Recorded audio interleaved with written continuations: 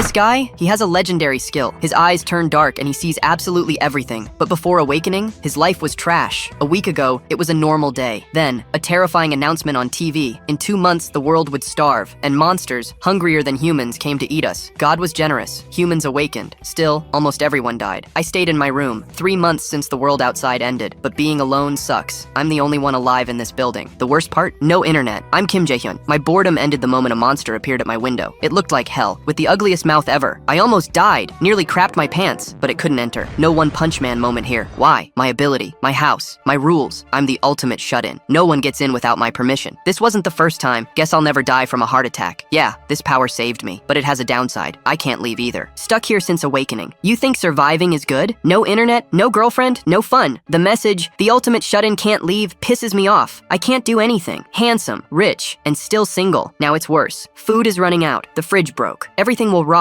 Will I die from being too safe? Then I saw it. My skill leveled up. I never thought about what leveling up even means. Maybe that monster that hit my window and died gave me EXP. Must be. Now that thing is lunch for other monsters down there. Then they acted weird. The ugly mouth monster turned to smoke. The system said a reward was sent. 2 million cash in my wallet. I had no idea what wallet meant, but the power coming back shocked me. Now electricity and water are back. A miracle. I can shower and stop stinking. Internet back? Nope. Damn it. Why not that too? My place is a mess. I found a flash drive. Didn't remember it. Checked it. Old family photos. Mom when I was born, so beautiful. Me at 5, cute and smiling. At 12, long hair. At 15, happier than ever. I wish my parents were here. I don't even know if they're alive. I decided I'll find them and I'll bring them here, no matter what. Went to the balcony, saw something new, a system window, level 1 shop. I saw that and thought it looked suspicious, so I tried using the shop. It said I had 2,003,000 cash, like a supermarket wallet. Then I tried opening the window to go outside. Still trapped. Can't leave the building. But I just realized something. I can level up by hunting monsters. Those creatures out there. If I kill them, I get stronger. Maybe if I level up enough, I can leave this place. But seeing those terrifying flying monsters, no way I can beat them. Actually, that one died on my window by itself. Maybe I can kill the goblins down there. They're way weaker, so I decided to test it. I'll throw this water bottle. Will it leave the building? Yes. Items can leave. I can't. In that case, I've got an idea. I'll throw something heavier and kill goblins from here. When I was ready to throw a dumbbell, the goblins started calling each other and ran away. Those bastards, they can't run now. I need to test this theory, so I threw the dumbbell with all my strength. Missed. My aim sucks. I've only got one left. Now what? No idea. Just one dumbbell left. Then I heard a noise. The damn goblins started screaming. They grouped up and ran toward the building. It was terrifying. All of them moving together in perfect sync. When they rushed at the building, I feared the worst. But maybe it's not that bad. If they come closer, it's easier for me to hit them. Then I had an idea. I opened the shop. My points were there. I asked it to list the available items, and just like I thought, the dumbbell was analyzed. The system listed it so I can buy more. And the price? Exactly the same as online. So it's like a virtual shop.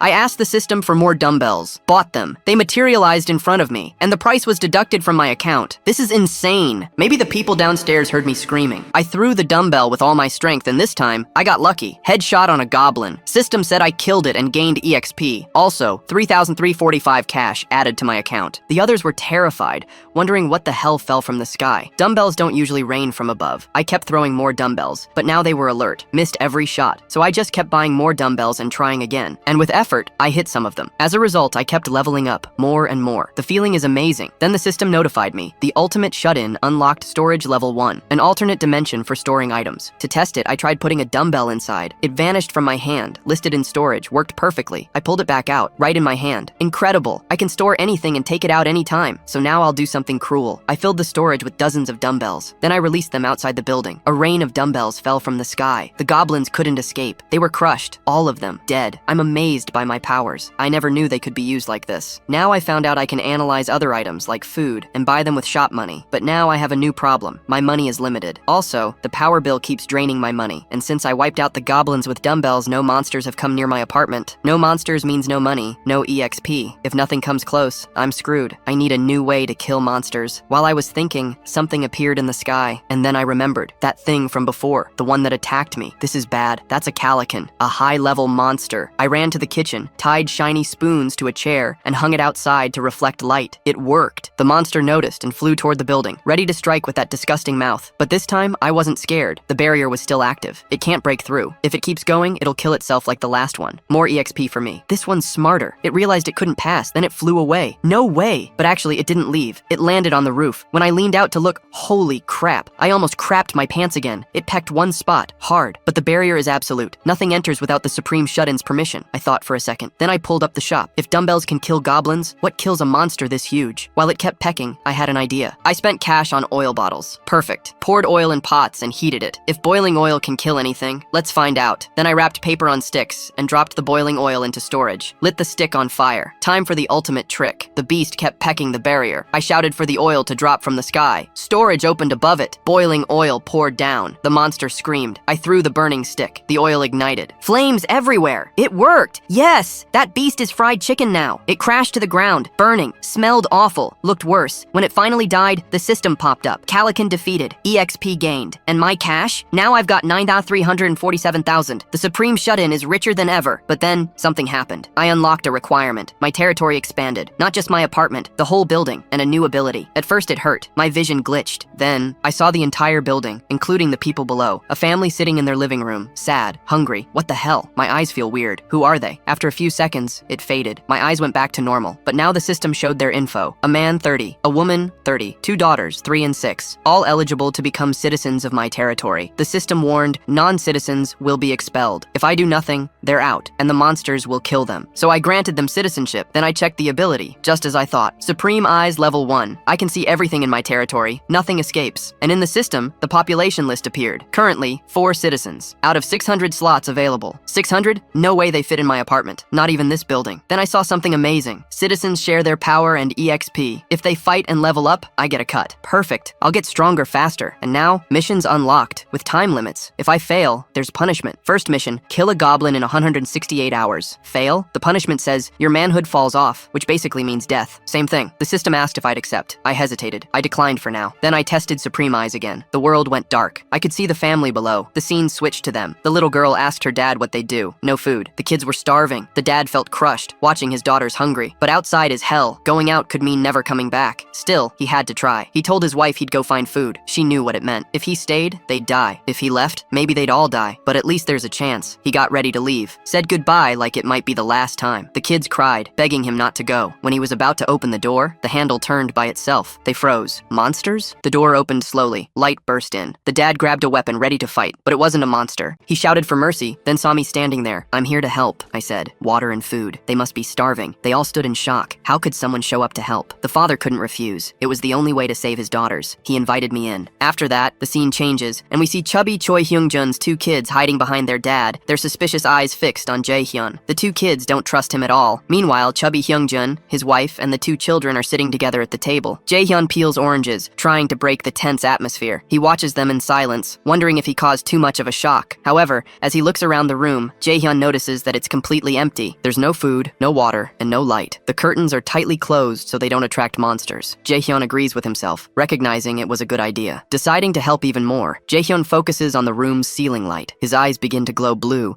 and with a blink, the room light turns on. The chubby guy is shocked. Before he can overthink, Jae-hyun slides a water bottle across the table, asking the chubby guy to give the water to the kids first. The children drink the water as if they've been in the desert for months. Jae-hyun watches them closely, a slight smile on his face. The younger child, Seo-hyun, almost chokes from how thirsty she is. Noticing this, Jae-hyun quickly offers her an orange. Seo-hyun hesitates but takes the orange. The sweet, citrusy aroma spreads, making her mouth water. She takes the orange to her mother, who carefully feeds it to her. The moment Seo-hyun eats, her eyes sparkle with delight. The orange is so sweet and juicy it melts in her mouth. Her joy is obvious. Seeing his sister enjoy the orange, Na-hyun also asks their mom for a piece. Hyungjun's wife obliges, and the children's laughter begins to fill the room. As Jae-hyun observes the joy, the system notification appears. The family's trust in Jae-hyun has increased a lot. Seo-hyun's trust level has reached 57, which qualifies her to become a vessel. Jae-hyun is shocked to see this notification. He still doesn't fully understand what a vessel is, but he's sure of one thing. He doesn't want to make a 3-year-old child his vessel. He thinks about how he can increase the chubby guy's trust to 50, since his current trust level is only 31. Jae-hyun is lost in thought when the chubby guy suddenly calls out to him, thanking him from the bottom of his heart. He asks how he could repay Jae-hyun's kindness. Jae-hyun calmly replies, suggesting they go outside to talk more. The scene changes, and we now see the chubby guy and Jae-hyun standing in the hallway. Jae-hyun asks the chubby guy if he received a system notification about citizenship. The chubby guy agrees. Jae-hyun asks more deeply if the chubby guy noticed anything strange. He explains that for a brief moment, everyone froze in place. Upon hearing this, Jae-hyun realizes something crucial. If he hadn't granted citizenship to the chubby guy and his family in time, they would have been teleported out of the building. This realization makes Jae-hyun's expressions serious and focused. With a clear and confident tone, Jae-hyun tells the chubby guy that if he helps him,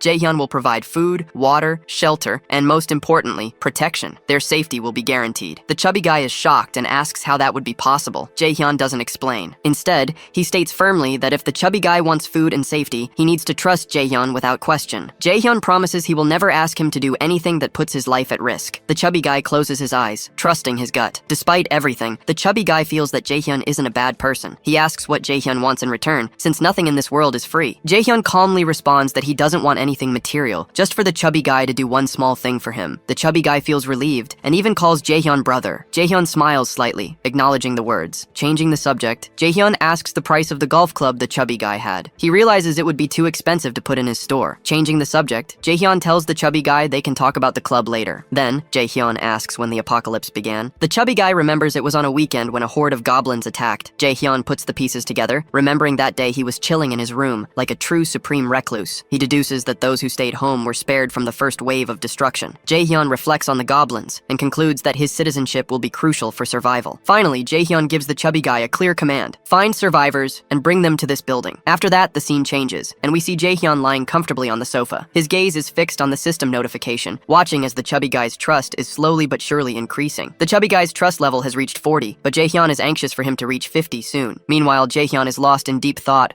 wondering when he'll be able to get out of the barrier to find his family. He wonders if granting citizenship to others will allow him to reunite with them. A very loud voice suddenly startles him. The sound pierces the silence, and Jaehyun instantly recognizes it as the moan of a zombie and a human. Jaehyun runs to the window and peeks outside. His eyes widen when he sees a group of 6 to 7 people fighting a goblin horde. He concludes that these people won't survive, as the group is too far from his building for him to help with his summoning ability. Jaehyun starts to panic. However, to his surprise, a teenager throws a baseball with incredible force and instantly kills a goblin. Another teenager wearing a purple tracksuit launches 2 arrows at once and kills 2 more goblins. Finally, a third teenager with a baseball bat smashes a goblin's head with ease. The remaining goblins run for their lives. Suddenly, a loud noise startles the girl in the purple tracksuit. She finds a pack of ramen noodles on the ground and wonders where it came from. Looking up, she sees a black shadow on top of the building. It's Jaehyun, trying to get her to come inside. As Jaehyun watches the group, he suddenly hears a knock on his door. It's the chubby guy. Jaehyun tells him to come in, but the system blocks him. A notification appears, stating that the chubby guy is not allowed to enter. This revelation surprises Jaehyun. It confirms that no one can enter his room, even if he allows it. Jaehyun wonders, will a vessel be able to enter? But he puts the thought aside for now. Jaehyun leaves the room and instructs the chubby guy to get all the cheap items in his house that can serve as weapons. After checking, Jaehyun immediately opens the Supreme Recluse's shop and summons 5 packs of ramen noodles and 5 water bottles. In seconds,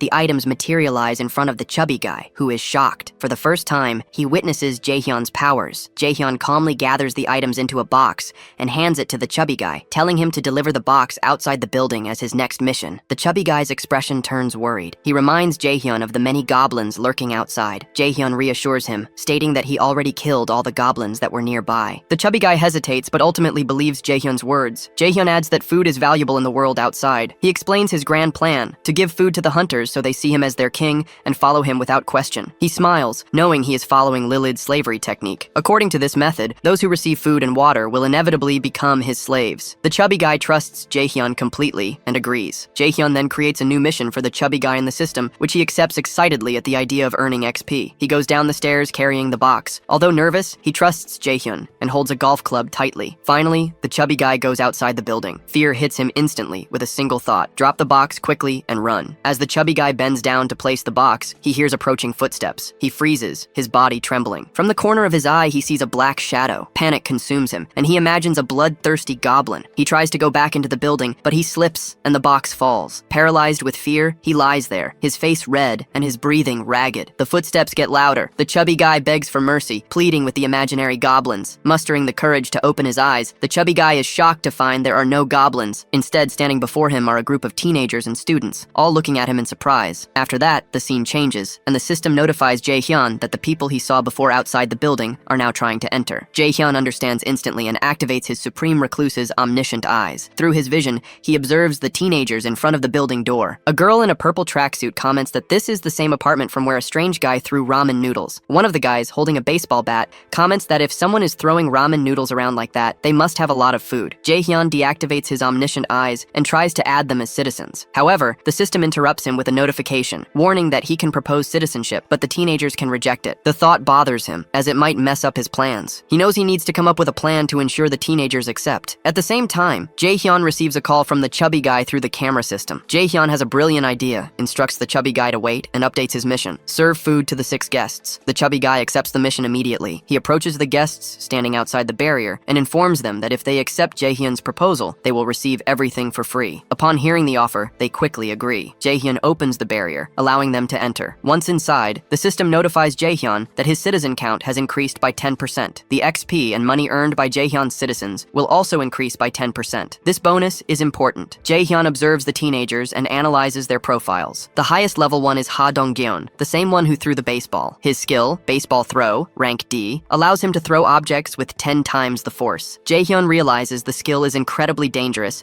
and concludes that they are all meta-humans. He sets their XP distribution rate to 70%, which means the teenagers get 70% and Jaehyun gets 30%. Satisfied, he realizes that if he continues to recruit citizens, they will become his automatic hunting team, allowing him to grow stronger and richer passively. This realization makes Jaehyun feel like he's in an Age of Empires game. Jaehyun knows his next step is to build the trust of these new citizens. Surprisingly, their trust is already increasing. Jaehyun is confused, but decides to watch more. Meanwhile, the scene shifts to the chubby guy, who has brought all the teenagers to his apartment. Hyungjun's wife, seeing the group, is confused, but hears the chubby guy apologize and explain that they need food. The wife agrees to help. Jaehyun watches all this unfold through his supreme recluse's omniscient eyes, satisfied with the progress. After a while, Dongjin asks the chubby guy what kind of person Jaehyun is. The chubby guy explains that he doesn't know much, just that he's a strange but kind neighbor. Thanks to Jaehyun, they now have electricity, water, and food. Upon hearing this, Dongjin becomes worried. His gaze moves to the pack of ramen noodles Jaehyun gave them. Dongjin thinks Jaehyun must be a very dangerous and powerful metahuman. He silently decides to impress Jaehyun no matter what. Dongjin's trust in Jaehyun increases a lot, as he believes it's better not to anger someone with so much power. Meanwhile, the chubby guy asks the 2 girls in Dongjin's group if they want to take a bath while the food is being prepared. The moment the chubby guy mentions bath, the girls' eyes light up. The simple idea of a bath excites them. Dongjin is also surprised and realizes the shower must be working. The chubby guy confirms that there's even hot water and that it's part of Jaehyun's abilities. At this moment, Jaehyun is like an electrician, a plumber, and a water supplier. One of the girls jokes that Jaehyun seems to be the god of all their professions. While the group discusses this, a bespectacled teenager approaches Dongjin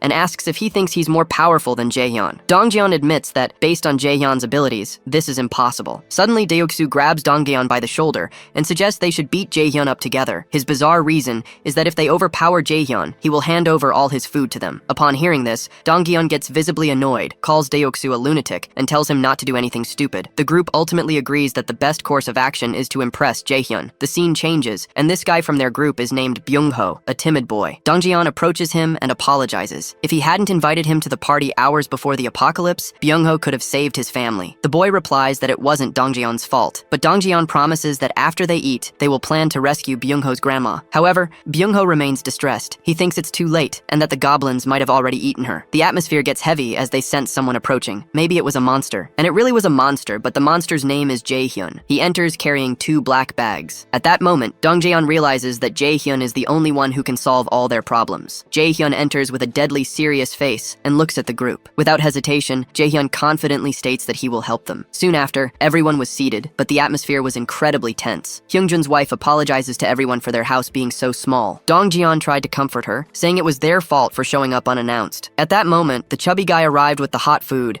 and began to serve everyone. The group of young people was surprised to see the dishes. It was the first time in a long time that they had seen food. And on top of that, clean, hot food. Hyungjun's wife became increasingly nervous, worried if the guests would like the meal. Rice, fried egg, kimchi, and warm water. The dish was mouth-watering. The table was full of various dishes. One of the girls took a small piece of egg to taste. As soon as she bit into it, she was shocked. Her mouth watered, and she exclaimed how delicious the food was. She loved it. Upon hearing this, Hyungjun's wife felt relieved and smiled. She said the credit for the food belonged to Jaehyun's ingredients, without which the food wouldn't have been so good, since she didn't even have food for herself. Everyone went silent, wondering, who the hell is this Jaehyun guy? At that instant, a system notification appeared for Jaehyun, informing him that the trust level of Hyungjun's wife had reached 50. This made Jaehyun happy, because her trust level increased faster than the chubby guy's. Everyone then began to enjoy the meal together. Their faces lit up as if they hadn't eaten such delicious food in a long time. They were really enjoying the food. One of the girls commented that the egg rolls were excellent, good enough to be served in a restaurant, and in this apocalypse, food like this was practically a dish from heaven. Another girl, curious, asked the chubby guy's wife if they were the same egg rolls served in Japanese restaurants. Seeing everyone so happy, Hyungjun's chubby guy's wife was equally joyful and encouraged them to enjoy the meal. At that moment, the younger daughter approached her with a sad face, saying she also wanted to eat those delicious egg rolls. The mother put her hand on her forehead and promised to make more rolls for her after the guests left. However, the little girl was still not satisfied and looked like she was about to cry. One of the girls then called the child and asked if she would like to share her egg roll. Upon hearing this, the little girl's face lit up with excitement and she ran to sit next to her. The girl, overflowing with emotion at Seo-hyun's cuteness and joy, used her chopsticks to feed her the egg roll. After tasting it, Seo-hyun was super happy. As everyone enjoyed the meal, Jae-hyun noticed that the chubby guy and his wife were nearby, watching everyone with satisfied smiles. Seeing this, Jae-hyun invited them to join the table and eat with everyone. The chubby guy and his wife were surprised at first, but they ended up sitting down and joining the group, enjoying the meal together. As everyone continued to eat, Jae-hyun found himself feeling a bit sad. Watching everyone share a meal reminded him of how long it had been since he felt such warmth. He thought of his parents and hoped they were safe. With that, dinner ended. Afterwards, Seo-hyun went to her mother and said she was very sleepy. The mother picked her up and took her to bed. The older daughter also followed her, going to sleep. Now it was time for a serious talk. Jae-hyun said they should continue the discussion. He turned to Dongjin and asked why he couldn't go to his grandma's house, even though it was so close. Dongjin looked nervous and explained that it was because of the goblins. Upon hearing about the goblins, Jae-hyun's face became serious. Then Dongjin explained better, saying that the apartment's underground parking lot was a perfect hiding spot. So the goblins had made it their base. He even shared that he estimated the number of goblins there to be at least a few thousand. If they didn't defeat those goblins, they wouldn't be able to reach his grandma. Upon hearing this, Jae-hyun became restless and thought to himself, the Supreme Recluse's ability is only valid up to the 30th floor. That's why the goblins could access the apartment building through the underground parking lot, which wasn't under my barrier. That was the reason I wasn't seeing any goblins. It was because all of them were in the basement. Dongjeon continued, explaining that all the apartment entrances were connected to the underground parking lot, and that's why they didn't dare to leave. The atmosphere became even more tense. Jaehyun, after much thought, then suggested that from what he remembered, there were secondary roads and small extra passages that served as shortcuts to the underground parking lot. Dongjeon agreed and said that their initial plan was to use the secondary roads to escape. However, a monster even more terrifying than the goblins had stopped them. Upon hearing about a creature more dangerous than the goblins, Jaehyun felt a pang of fear and surprise. Dongjeon, with a sad face, remembered the monster and explained to Jaehyun that it looked like a wolf or a bear. In fact, he described that it was as big as a bear and as fierce as a bloodthirsty wolf. Dongjeon had a flashback of the beast fighting a large group of goblins. He added that the only reason they managed to escape that time was because the beast was busy killing and slaughtering the goblins, even eating them. Upon hearing this, Jaehyun became deeply worried. Dongjeon added that they couldn't be sure what that thing was. It looked like a shadow beast because the area was too dark. Jaehyun commented that in the end, they couldn't avoid this forever. Dongjeon, still scared, said they had their limits. He explained that without those limits, they would have already fought the goblins. Curious, Jaehyun asked him about these limits. Rin, sitting nearby, replied that their weapons were almost destroyed. They were using bows and throwing baseballs. In the end, they would run out of things to shoot or throw. For Jaehyun, this was nothing. Jaehyun reassured them, saying he could solve this problem for them. Then, Jaehyun asked to see the bows and baseballs. They showed him the equipment. Jaehyun inspected them and immediately added the baseball to his system inventory. When he tried to add the bow, a message appeared in the system, saying he needed to pay 1,530,000 won to list the high-quality compound bow. Without hesitation, Jaehyun paid the amount and added the bow to his system. As an unlimited supply of arrows and baseballs was added to his store, Jaehyun then asked if all of them knew how to use bows. Everyone went silent. Before they could answer, Jaehyun, with a serious face, quickly bought 5 bow and arrow kits from his system. In seconds, the weapons appeared on the table. Jaehyun, in his casual tone, told everyone that even if they didn't know how to use them yet, they should take the chance to practice. He handed them the bows and encouraged them to start using them immediately. At that instant, Jaehyun received a system notification that some of their trust levels had increased a bit. Upon seeing this, he felt a mix of surprise and happiness. At the same time,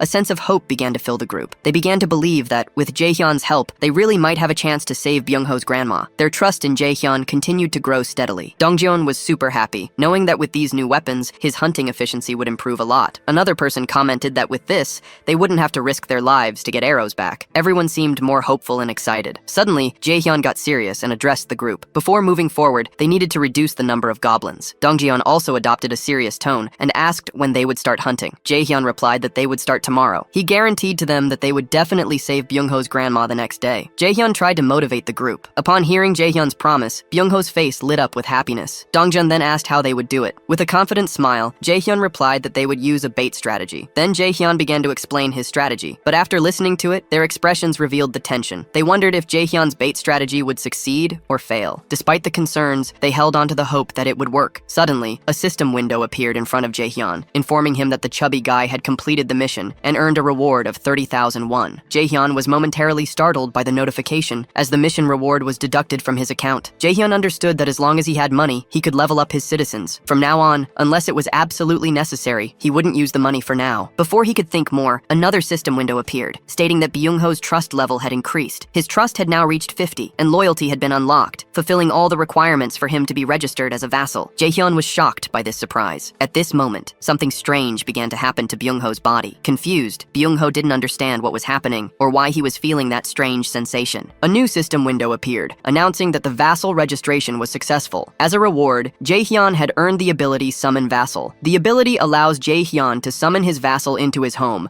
but only 2 hours after the initial summoning. From now on, Byung-ho was officially Jaehyun's first vassal, earning the title of first servant. Jaehyun also acquired strength comparable to a gorilla's, and the same ability was also given to the chubby guy. Another system notification appeared, explaining that any EXP and gold earned by the chubby guy while hunting would be doubled. Furthermore, Jaehyun could use the Supreme Recluse's Omniscient Eyes ability to summon his vassal 5 meters from home. All this information was overwhelming. At this instant, Jaehyun noticed a plus button on the system window and clicked on it. A message appeared asking if he would like to spend 1,000 won to increase his vassal's level. The high price left Jaehyun shocked. He sat down, holding his head in frustration, thinking, is this some kind of slot machine game? Upon seeing him like this, the chubby guy's wife asked Jaehyun if anything was wrong, but Jaehyun shook his head and replied to her, it was nothing. From now on, Jaehyun decided they would call the chubby guy by his real name. Then Jaehyun asked Byung-ho how he was feeling. Byung-ho replied excitedly, saying he felt strength overflowing. He could even throw a punch and make a hole in the wall. He paused before asking Jaehyun if he had done something to his body. Jaehyun agreed and confirmed. Yes, Byung-ho continued, saying he felt like he had become 10 years younger and a mysterious aura was filling his body. Upon hearing this, Jaehyun was satisfied and smiled. Handing a bow to Byung-ho, he said he wanted him to join the mission. Although Byung-ho accepted the bow, it was clear that he was nervous. His hands were trembling as he held it. Jaehyun, on the other hand, thought to himself, citizens gain 10% additional EXP, while vassals gain double the XP. This means that from now on, the chubby guy would become even more of a gorilla. His progress would be incredible. Out loud, he told Byung-ho that he should kill as many monsters as he could. Although Byung-ho was still terrified and on the verge of crying from fear, he agreed to the task. Jaehyun was very happy with Byung-ho's decision. Smiling, he guaranteed to him that he would be counting on him. The mission finally begins as the group inspects the first floor of the apartment building. As they move with caution, Deoksu comments to Dongjin that checking the first floor might be unnecessary since the windows are broken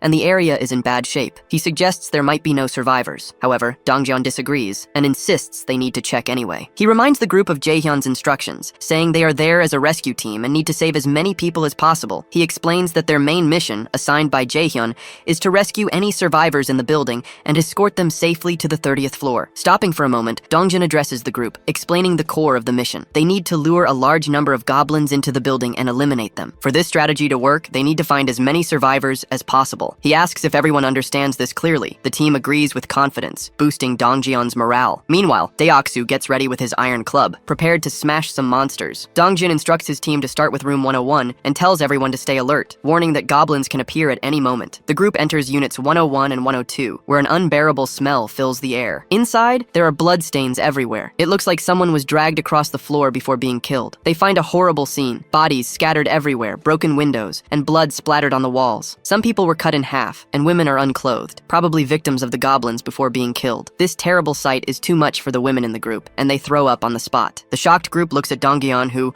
although disheartened, encourages them to move forward. The team completes the search of the first floor but finds no survivors, which leaves them discouraged. Dongjin then takes them to the second floor. However, the second floor is no better. Just like the first floor, it's full of bodies, bloodstains, and destruction, further disturbing the team. Determined to continue, they decide to check the third floor. Upon arriving there, Dongjin knocks on a door, shouting to ask if anyone is alive. The team, full of hope, starts knocking on doors one by one but finds no survivors. Dongjin's morale begins to crumble with each passing second, but he decides to continue and check the fourth floor of the basement. The group heads to the fourth floor. Dongjin knocks on another door, asking again if anyone is inside. He is about to give up, desperately praying to find at least a single survivor. This time, to their surprise, someone answers. A man opens the door cautiously and asks if they are really a rescue team. Upon seeing a living person, Dongjin is super happy. He assures the man that they are there to rescue survivors. The man, exhausted but still suspicious, asks for water. The group hands him a bottle, and the man man is shocked. He had thought they were intruders who had come to hurt him or steal his resources. Despite his doubts, Dongjeon tries to reassure him, saying they are truly there to help. Dongjeon explains that they are residents of the same apartment and are there to rescue survivors. He invites the man to join them. The man, still skeptical, opens the door slowly, revealing 2 more people inside his room. Apologizing for being paranoid before, he introduces himself as Hong Jung-soo and agrees to go with them. Dongjin gets excited, shaking Young-soo's hands and introducing himself in return. He instructs 2 of his teammates to escort Jung-soo to the 30th floor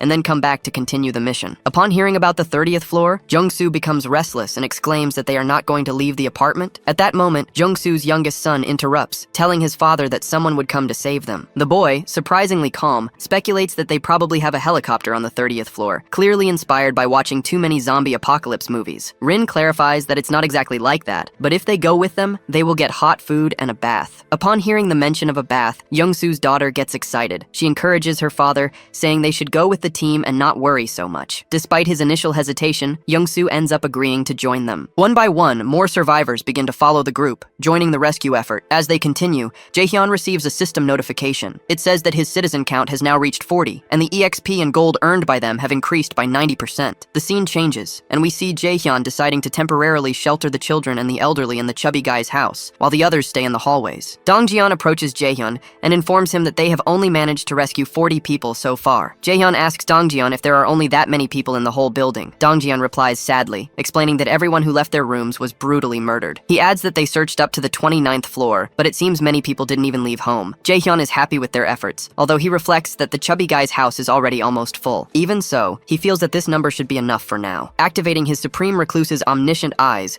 Jaehyun observes what everyone is doing. He first notices Byung-ho lifting a chair. He sees the chubby guy and others holding a huge water gallon, working together with the women. Finally, he sees Dongjeon busy with his tasks. They were almost done with all the preparations Jaehyun had instructed them to do. With a side smile, Jaehyun tells Dongjeon that they are ready to move on to the second phase of the goblin hunt. Dongjeon gathers everyone and explains their mission: to lure the goblins hidden underground. He explains that they will start with basement level 1. The group will split into 2 teams to lure the goblins on B1 and eliminate them. Afterward, they will proceed to clear the goblins on B2. The bespectacled guy asks nervously, what if there are more goblins than they expect? Won't they get trapped and isolated on the first floor? And what if something happens while they are transporting the goblin bodies? Before Dongjeon can answer, Rin, holding her bow, confidently declares that she will kill all the goblins, ensuring this doesn't happen. She reassures the bespectacled guy, reminding him that, as his Nuna, she will ensure everyone stays safe. Dongjeon reassures the group, adding that, unlike before, they now have plenty of arrows, so they will be fine. His confidence convinces the worried member to agree to the plan. Suddenly, a noise catches their attention. Everyone becomes alert, turning around immediately with serious faces to see 3 goblins standing in front of them. Without wasting a second, Rin immediately shoots her bow, hitting 2 of the goblins with her arrows. Dongjin quickly smashes the last goblin's head like a watermelon with his club. In an instant, all 3 goblins are dead. Afterward, the bespectacled guy jokingly asks Dongjin why he even brought a bow if he was only going to use a club. Hadn't he said he needed the bow? Deoksu replies that using a club just feels natural, although he notes that he feels a bit stronger than before. Little does he know, it was because of Jaehyun's improved club. Before Deoksu can say more, a woman calls their attention to the goblin bodies. Surprisingly, the goblins' bodies begin to disappear. Jaehyun was collecting the spoils. Byung-ho, upon seeing this, is surprised and wonders in shock if this is another one of Jaehyun's abilities. Ignoring the distraction, Dongjin orders the group to head toward B1. They follow him, while Byung-ho's trust in Jaehyun grows stronger and stronger. He begins to believe that Jaehyun can really save his grandma. Meanwhile, a system notification appears in front of Jaehyun,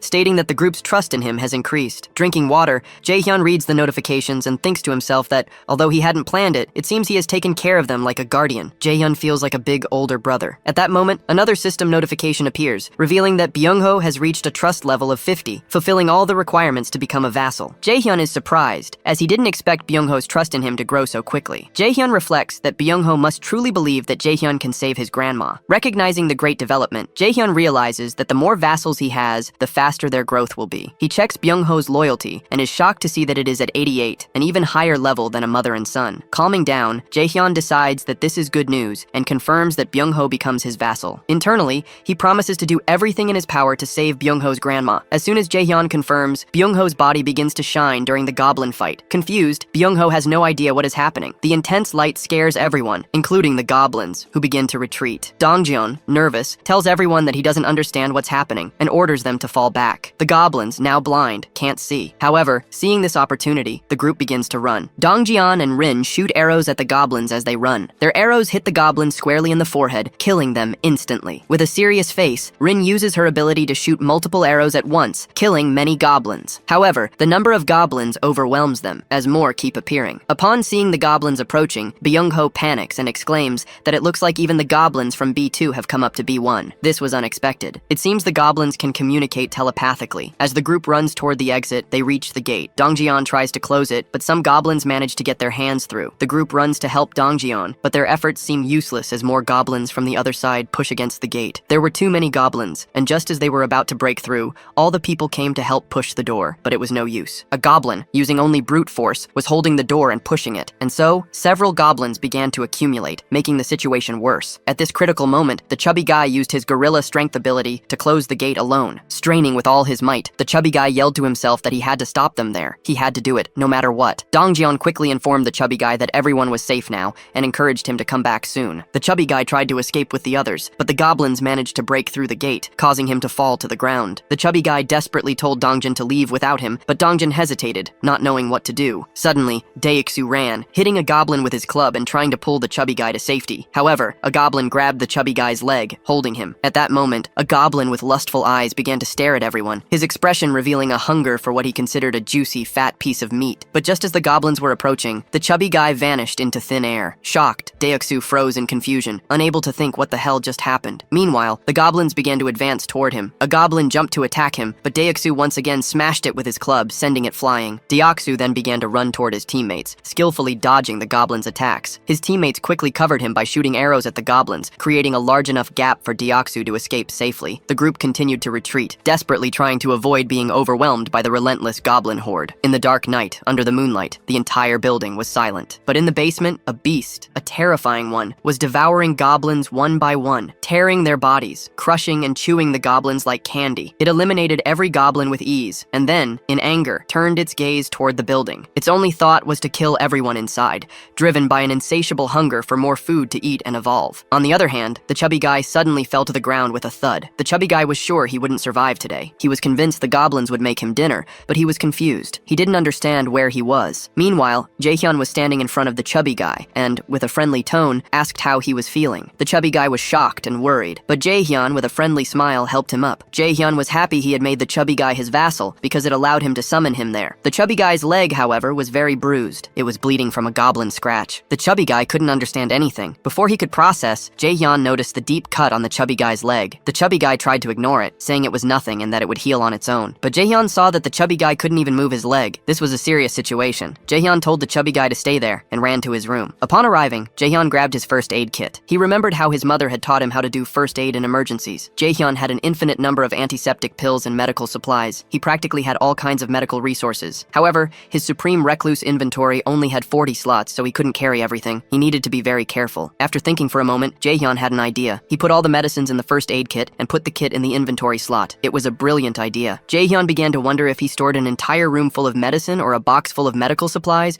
would he be able to duplicate them? This thought seemed to change everything for him. After preparing, Jaehyun went back to the chubby guy. He took out the first aid kit and asked the chubby guy to show his leg. The chubby guy reluctantly revealed it, and blood was gushing from the wound. While cleaning the blood, Jaehyun warned the chubby guy that the situation was very serious. He explained that if the wound got infected, the chubby guy could even lose his leg. While Jaehyun treated the wound, the chubby guy winced in pain. Suddenly, a system notification appeared, stating that the chubby guy's trust in Jaehyun had increased drastically. Finally, Jaehyun finished treating the wound. He instructed the chubby guy to go to his room and rest. The chubby guy, still in pain but grateful, obeyed. Afterward, Jaehyun closed his eyes and activated his supreme recluse's omniscient eyes. He saw that in the basement, Rin was tirelessly killing goblins with her bow. She moved with precision, eliminating goblin after goblin. The hunt had just begun. Daixu is smashing all the goblins with his club like crazy. They are taking turns killing goblins and running upstairs. A little earlier, when the chubby guy suddenly vanished in front of Daixu's eyes, he had run up the stairs like his ass was on fire. From behind, the group was shooting arrows at the goblins like their lives depended on it. Suddenly, two goblins appear in front of Daixu,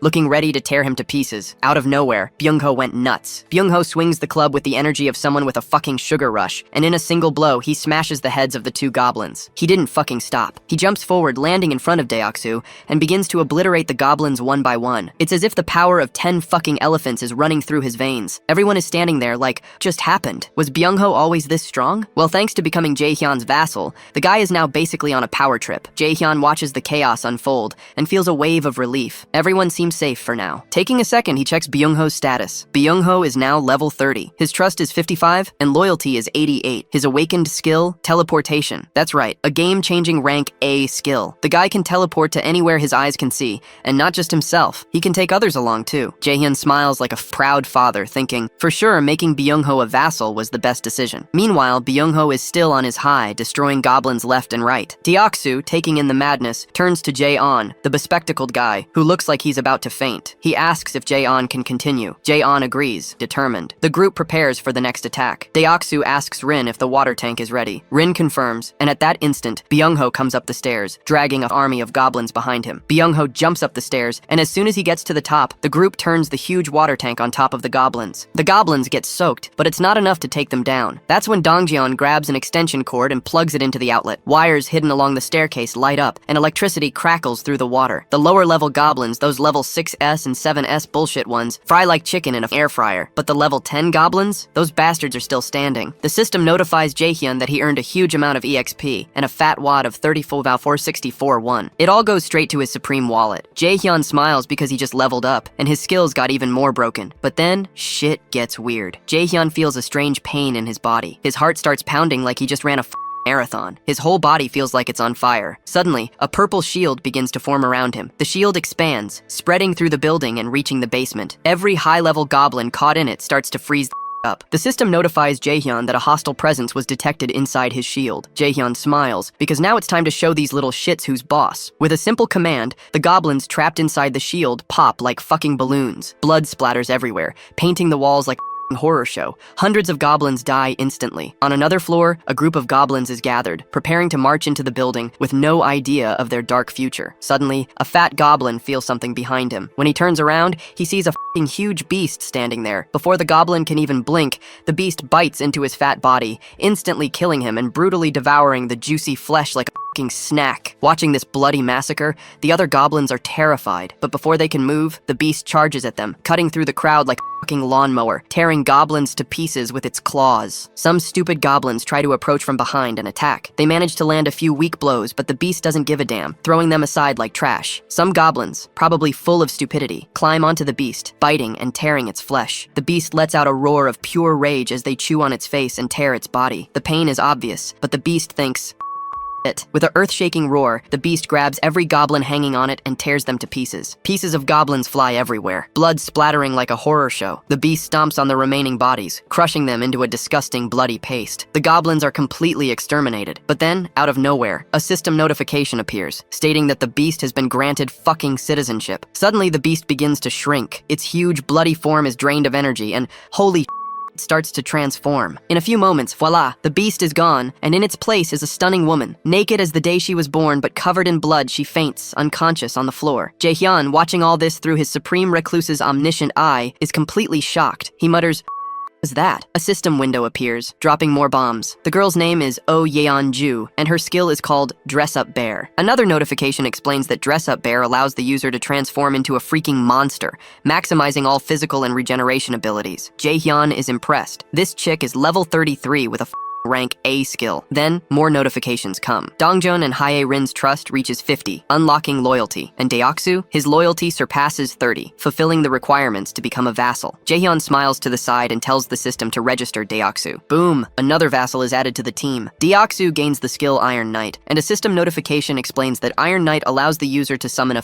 halberd and a full iron armor. Jae-hyun understood something crucial. The higher the vassal's levels, the stronger their awakened abilities become. He starts to think about his vassals one by one. The chubby guy with the strength of a gorilla has a rank C skill and is level 20. Deoksu, who has the Iron Knight skill, a rank B skill, is level 25. Byung-ho, with the rank A teleportation skill, is at level 30. Jae-hyun thinks more deeply. From the moment they were registered as vassals, their levels seem to be decided based on the rank of their awakened abilities. However, a question bothers him. Are the skill ranks chosen randomly? He ponders. If Byung-ho earned a rank A skill corresponding to his loyalty value, then why did the chubby guy with a higher loyalty value only earn a rank C skill? After all, Deoksu obtained a rank B skill with a loyalty value of 31. Confused, he thinks more. It would be useful to understand the factors that determine higher rank abilities. This information is crucial, especially since he can only register 10 vassals. It would be advantageous to register someone with the potential to earn a higher rank ability. Finally, Jae-hyun comments to himself, not knowing what could happen if he registers a metahuman as a vassal. castle is a problem. His thoughts are interrupted by a system notification. The meta-human can now move freely between stairs, elevators, and hallways. After considering this,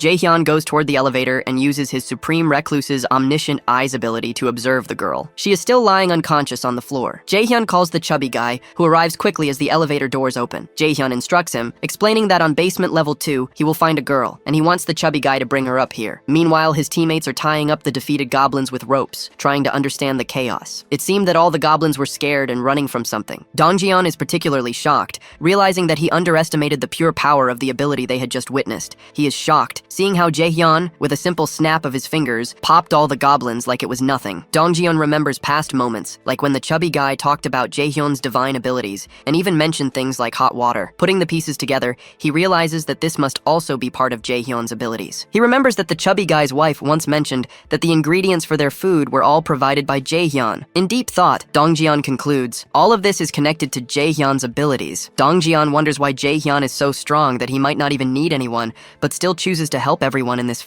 world. Dongjeon's trust in Jaehyun increases even more. Thinking about Byungho, Dongjeon notes, Byungho was always an introvert, but after meeting Jaehyun, he changed, acting like a psycho killer for a moment. While gathering the wires, the only thought in Dongjeon's mind was, Jaehyun is such a frighteningly strong being, and his abilities must be feared. On the other hand, the chubby guy is seen running to basement level 2 to rescue the woman. While Dongjeon continues his thoughts, he considers how lucky they all are that Jaehyun chose them. Meanwhile, Jaehyun, with his Supreme Recluse's omniscient eye, is observing everything, staying vigilant and calculating his next move. After that, the scene changes to a flashback. A very cute child is playing with his toy car. He turns around, full of joy, and calls his mom, asking if she can play with him too. Then, the same woman who had transformed from a beast into a human before appears. She is playing with her son in a loving and caring way, while the child waves his hand happily, but this happiness is short-lived. The color drains from her face when she sees something terrifying. She is horrified and screams loudly. Her son, still smiling and calling her to play, doesn't notice the danger behind him. 3 bloodthirsty goblins drooling and ready to devour him alive. The woman is overcome by a powerful desire to protect her son. She runs as fast as she can, but it's too late. The goblins, with their insatiable hunger, don't let such delicious meat escape. In an instant, they tear the child to pieces and devour him in front of her eyes. The woman witnesses her son's brutal death, and it destroys her from the inside out. This horrible nightmare wakes her up with a start. The woman, Yeonju, wakes up, terrified and drenched in sweat. She screams loudly, sitting on the bed, her chest heaving. Nearby is Jaehyun, who greets her calmly. Jaehyun looks at her for a moment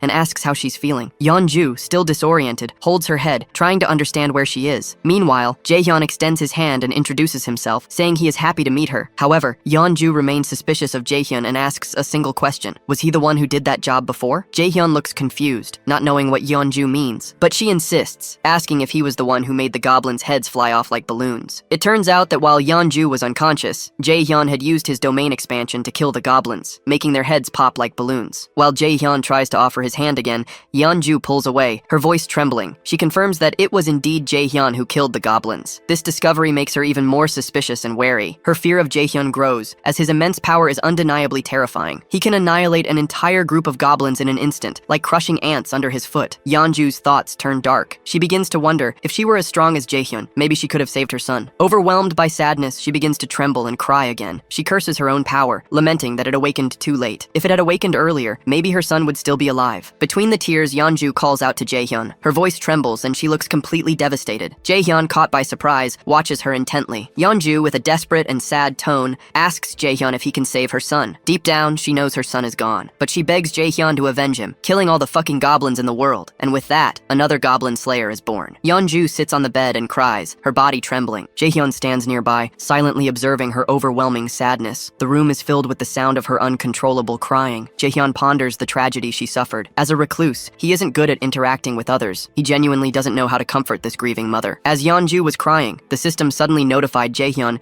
that Yeonju's trust in him had increased a lot. Yeonju continued to cry, telling Jaehyun how much she missed her son. Seeing her pain, Jaehyun couldn't figure out how to help. He understood that the goblins had eaten her child. Jaehyun wondered if there was anything he could do. Then he had an idea. What if he gave Yeonju a mission with a reward that would revive her son? Although he knew it was impossible, he decided to try. Jaehyun created a mission for Yeonju. He wrote in the mission mentioned that if Yeonju killed 1,000 goblins, the reward would be that her son would be revived. Instead of doing nothing, Jaehyun felt he had to try. Jaehyun prayed that the mission would work. He knew there was no way to bring the dead back, but in this fucked up world, anything seemed possible. However, as soon as Jaehyun applied the mission to Yeonju, the system shocked him. It notified Jaehyun that he didn't have the funds to provide the resurrection reward. The discovery hit him hard. If Jaehyun could earn enough funds, he would be able to revive anyone. His entire body began to tremble. This changed everything. At that moment, Jaehyun realized the potential of his role. He was the system. He could become the god of this world. Still, Jaehyun knew he needed more money to make this a reality. The problem was that the system didn't specify how much money was needed. Despite this uncertainty, Jaehyun refused to give up. Yeonju was still crying, and Jaehyun called out to her. He told her there might be a way to revive her son. Upon hearing this, Yeonju was shocked. She felt as if someone had shot her. She felt surprise and sadness all at once, but she also thought Jaehyun might be joking. She warned him, "If this is a cruel joke, stop it. If not, I will never forgive you." Jaehyun reassured her,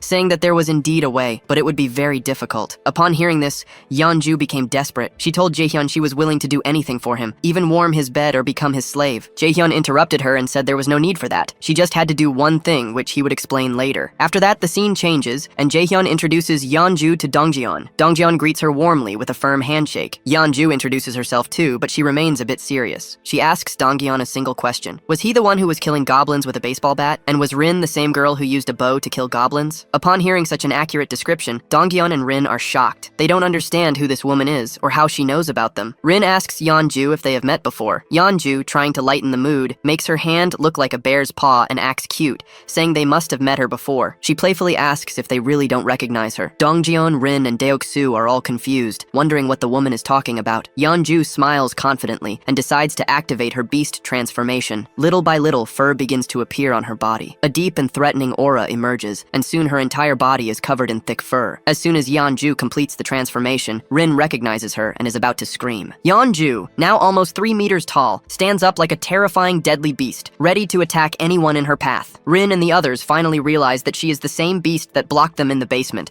killing goblins like crazy. Upon seeing their reaction, Yeonju laughs. This moment amuses her a bit, and she puts her hand to her face, saying that, to be precise, she is actually a bear, not a beast. She assures them that she is not an enemy. In fact, she explains that she has helped them by killing goblins in the basement many times, but they never noticed. Instead, they thought she was a beast that wanted to kill them too. Finally, Deoksu and Dongjin realize that Yeonju is telling the truth. The beast never attacked them. She was killing the goblins that were about to end their lives. Dongjin approaches Yeonju with great joy and says that the encounter in the basement was not a coincidence. Yeonju agrees and declares that her national enemy is the goblins. She swears to exterminate all the goblins in this world. She adds that the enemies of goblins are her friends, thus marking the birth of another goblin slayer. While the conversation continues, Jaehyun arrives from behind. He expresses his happiness that everyone has been introduced. However, his expression turns serious as he announces something important. He tells them there is no more time. By tomorrow morning, they need to start the plan to save Byung-ho's grandma. Now that the number of goblins has drastically decreased, this is the perfect time to continue. Jaehyun then informs the group that he won't be able to join the battle due to his fatal injury. Instead, Mrs. Yeonju will accompany Deoksu's and Dongjeon's group to kill the goblins. Upon hearing the term goblin hunter, Yeonju is very happy. Jaehyun gives his final command to everyone, instructing them to rest. He reminds them that they will start the mission as soon as they wake up the next morning. As the group disperses to their rooms, Jaehyun calls Deoksu and Byung-ho aside. The scene changes, and Jaehyun takes them to a small room. He asks them, "Do you know why I brought you here?" The two look very confused. Jaehyun, with a serious face, asks if they know why he called them there. Deoksu has no idea, but Byung-ho is a little suspicious. He takes a chance and asks Jaehyun if he called them to talk about abilities. Jaehyun gives an evil smile and says that Byung-ho is right. Both Jaehyun and Byung-ho have unlocked their awakened abilities. The two are shocked to hear this. Jaehyun tells Byung-ho that his awakened ability is called teleportation. Upon hearing the word teleportation, Byung-ho gives a big smile. Jaehyun informs Deoksu that his awakened ability is called Iron Knight. Deoksu is very confused. What does Iron Knight mean? Will he be able to summon a knight? Jaehyun, with a serious face, decides to train the two first because both need to master their abilities to complete the tasks. That's why Jaehyun unlocks his system notification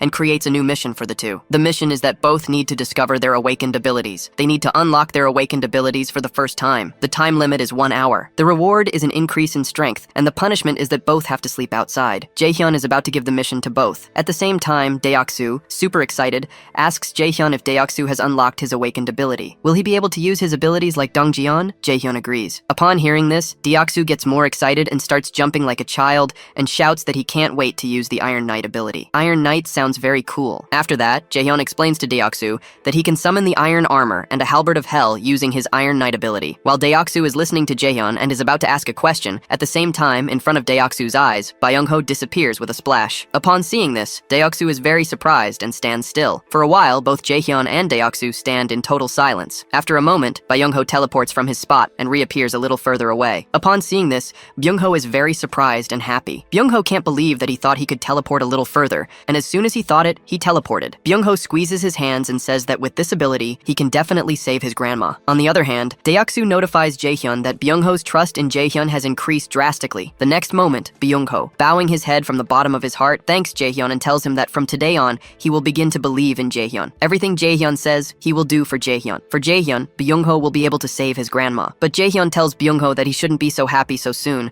because it would be very difficult for him to get to his grandma's house at the moment. Upon hearing this, Byung-ho is a little disappointed. He now has the teleportation ability, so he can teleport directly to his grandma's house. But Jaehyun says there's no guarantee that Byung-ho will be able to control his ability well. At the moment, Byung-ho doesn't even know how far he can teleport, or for how long he can teleport at a time. First, Byung-ho will have to master his teleportation ability, because it shouldn't happen that, while teleporting, Byung-ho gets stuck midway to his grandma's house. Or he falls unconscious, and the goblins kill Byung-ho. Upon hearing this, Byung-ho is a little disappointed, but he understands that everything Jaehyun is saying seems logical, so Byung-ho will have to wait a little longer to save his grandma. But while Jaehyun and Byung-ho are talking, a very strong flash shines from behind. Upon seeing this, both Byung-ho and Jaehyun are scared. And the next moment, as soon as Jaehyun and Byung-ho turn around, we are shown a huge statue holding a very large iron axe in its hand, which looked very dangerous. This is none other than our Deoksu. Deoksu has invoked his Iron Knight, and Deoksu's body has a very thick, powerful, and enchanted iron armor, and he is holding a very large iron axe. Upon seeing such a thick and cool armor and weapon,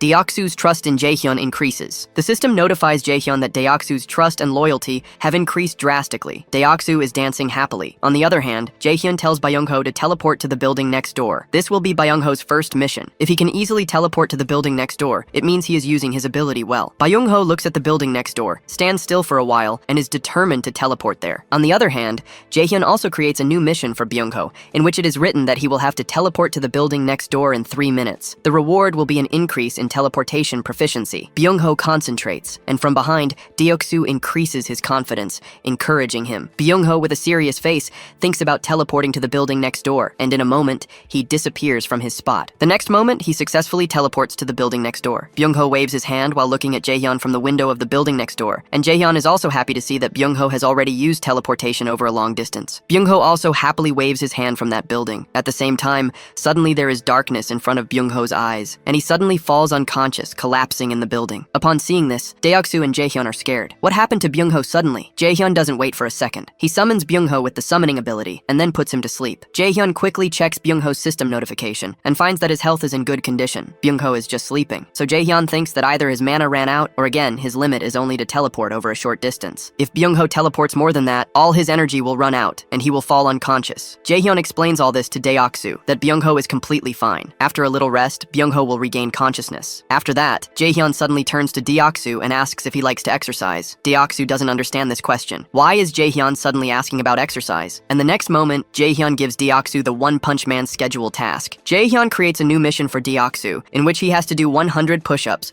100 squats, and run 10 meters in 10 minutes. The reward is an increase in strength, and the punishment is sleeping outdoors. And Deoksu has to do all this with his armor on. Deoksu doesn't take a second. He quickly starts the push-ups, squats, and the run. With the armor on, Deoksu quickly completes all the push-ups and squats, but he starts to pant loudly. Jaehyun looks at him from behind and thinks that Deoksu completed this task with such ease. Maybe this is because Deoksu is already an athlete who plays sports. Because of this, Deoksu's endurance is already very good. While Jaehyun is thinking all this, the system notifies Jaehyun that the evaluation process has started. Jaehyun doesn't understand. Is this a new evaluation notification? Because he had never seen an evaluation notification before. While Jaehyun is thinking all this, Deoksu asks Jaehyun if he wants to do any other task or any other quick mission. Jaehyun says, "No, that's all for today. Deoksu can go." After that, Deoksu thanks Jaehyun and says he will leave. At the same time, the system notifies Jaehyun that the evaluation has been completed. Since Deoksu's strength increased due to the completion of the task, Jaehyun's strength will also increase a little. Upon seeing this notification, Jaehyun is very shocked because he feels that his body is stronger than before. This information was revolutionary for Jaehyun. This means that all of Jaehyun's vassals will become stronger stronger, and Jaehyun will also become stronger. This changed everything. After that, the scene changes. We see that it's night. Byung-ho and his entire group are running. Many goblins are also running after them. Deoksu quickly invokes his Iron Knight. And like a true knight, he stands in front of all the goblins,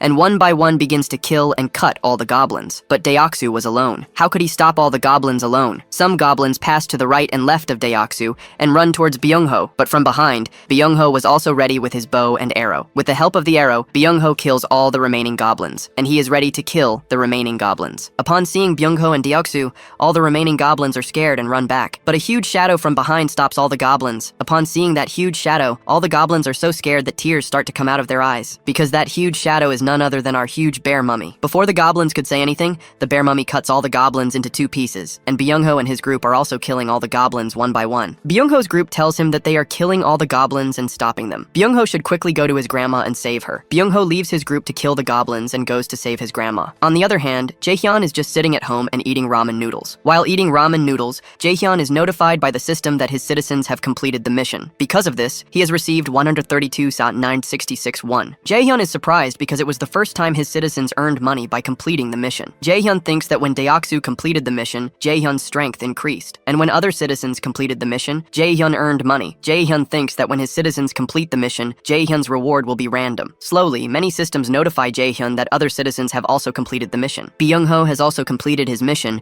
and the system is evaluating all the rewards. Finally, after a while, when the system evaluates all the rewards, the system notifies Jaehyun that he hit the jackpot. And as soon as Jaehyun sees the jackpot reward, his ramen noodles get stuck in his throat. Jaehyun is shocked with his mouth open. Well, this reward was a new feature, skill points. Jaehyun raised an eyebrow, genuinely shocked. Like, seriously? Now he's earning skill points? At this rate, nothing would surprise him anymore, even if the system decided tomorrow that it was pregnant. Then, the scene changes, and we see Byung-ho finally teleporting near his house. With a deadly serious and slightly nervous face, he was intensely staring at his house, slowly walking towards the door, his mind racing with 100 thoughts. He was desperately praying that his grandma was okay. The next moment, gathering every ounce of courage he had, he ran, shouting his grandma's name directly towards her room. But even in this desperate situation, he didn't forget to take off his shoes. Man, I love this guy so much. Back to the story. As soon as he reached the room, his eyes widened dramatically. His grandma was alive, but she was lying unconscious on the floor, looking painfully weak. Panic surged in Byung-ho as he hurried towards her. Luckily,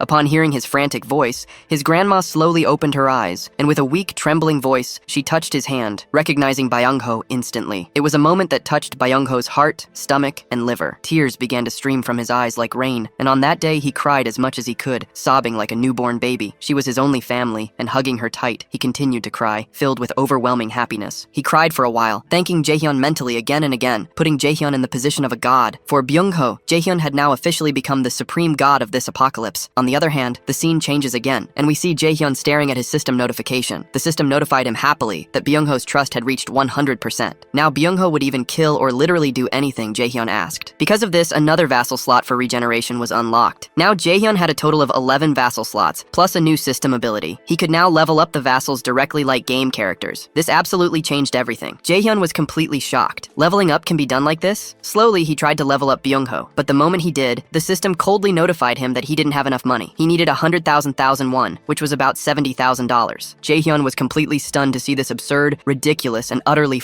up amount. He began to slam his hand furiously, yelling at the system that it was insane. Honestly, this system was more greedy than a fame-hungry influencer. At that instant, Jaehyun heard a strange noise. His senses picked up the sound of the elevator. Immediately activating his Supreme Recluse's omniscient eyes, he detected 2 people. A chubby-bodied person and a cute girl standing sinisterly beside the chubby guy's door. And I must say, both looked scary and extremely suspicious. Before you get confused, in the novel, when Jaehyun's domain expanded, it allowed all the people under his domain to move freely. Now back to the story. When the chubby guy's wife, Haiwan, upon hearing the doorbell, opened the door, she was surprised. The suspicious-looking woman greeted her warmly, introducing herself as Dabin and her brother as Minho. They explained that they lived in apartment number 1701. Clearly confused and full of suspicion, Haiwan cautiously asked what brought them there. With a trembling voice, Dabin shamelessly confessed that they had come to ask for help. She nervously explained that she just wanted to take a bath. After all the tension, Haiwan was dumbfounded, thinking, "What A bath? Still a bit confused, Haeyeon invited them in, assuring her that it was an easy task. As soon as the two siblings entered, Minho, still with a serious expression, asked where he should place the large box he was carrying. Hwon was intrigued, until Dabin explained that the box was full of canned food and supplies. She couldn't be selfish enough to ask for something in these difficult times without offering anything in return, right? While Minho was placing the box on the floor, Hwon tried to say that they didn't need to go to all this trouble, but Dabin insisted that she keep the box, saying it would be strange to go to a stranger's house and ask for a free bath. At this exact moment, Dabin noticed all the weapons scattered around. Surprised, she asked if all those weapons belonged to Hwon. Was Hwon a hunter? This scared Hwon, and she awkwardly explained that it was complicated. The weapons belonged to someone else, someone like their boss. While Hwon was busy explaining, Jaehyun finished spying on them. After careful observation, he concluded that, at least for now, these siblings didn't seem bad. Jaehyun decided he would speak to them in person, and then decide what to do. Then, suddenly, the system notified Jaehyun that a red tiger was being hunted. Jaehyun received a huge amount of experience points, plus 4,000,001, totaling 39,000. His abilities increased drastically, and he even gained a new ability. All these notifications were overwhelming for him. Jaehyun realized he had made a mistake. He had become too absorbed in observing the siblings. Meanwhile, outside was total chaos. Everyone was completely exhausted and injured, having just managed to kill a huge and monstrous tiger. Yeonju, covered in blood, was lying unconscious on the ground. It was a total disaster. At that instant, the range of Jaehyun's domain expansion increased again, causing an intense wave of pain directly in his heart.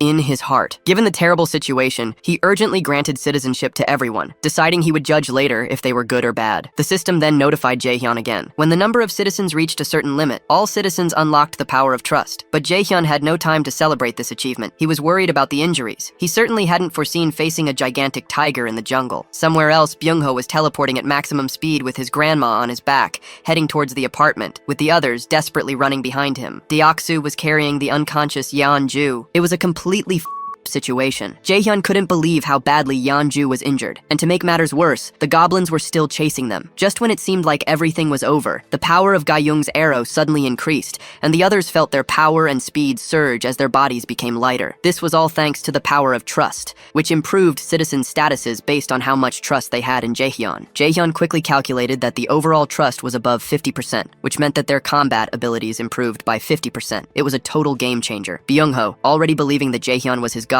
had the biggest status increase and shouted the name of the almighty Jaehyun, fervently thanking him for granting them such a powerful buff from afar. Because of this, Rin's and her friends' loyalty crossed the 30% threshold, making them eligible to register as vassals. Jaehyun wasted no time, instantly turning them into vassals. But damn, Ga-young's trust level was exactly 69. Nice. Thanks to their awakening, both girls unlocked incredible abilities: piercing arrow for Ga-young and poison mist for Rin. Ga-young shot her bow, shocked by the arrow that seemed alive, effortlessly piercing all the goblins and killing them instantly. Jaehyun then created a new mission specifically for Ga-young, with the task of killing 10 goblins using the new poison mist ability, with the reward of a skill rank increase. However, Rin's ability was particularly dangerous. It was a deadly poison mist, a rank B ability that could hurt teammates if not controlled carefully. Thus, Jaehyun decided that he would examine Rin's ability first, taking special care with her 69% trust level, and then assign her to a special mission. But the main problem was Yeonju. Jaehyun immediately activated his Supreme Recluse's omniscient eyes, desperately scanning the entire building for any kind of help. After a complete and frantic scan, he noticed a young unconscious girl inside her room. For some reason, Jaehyun started running towards her with urgency. Okay, maybe it was partly because she was an 18-year-old girl. Oops, I'm just kidding. Actually, it was because she was a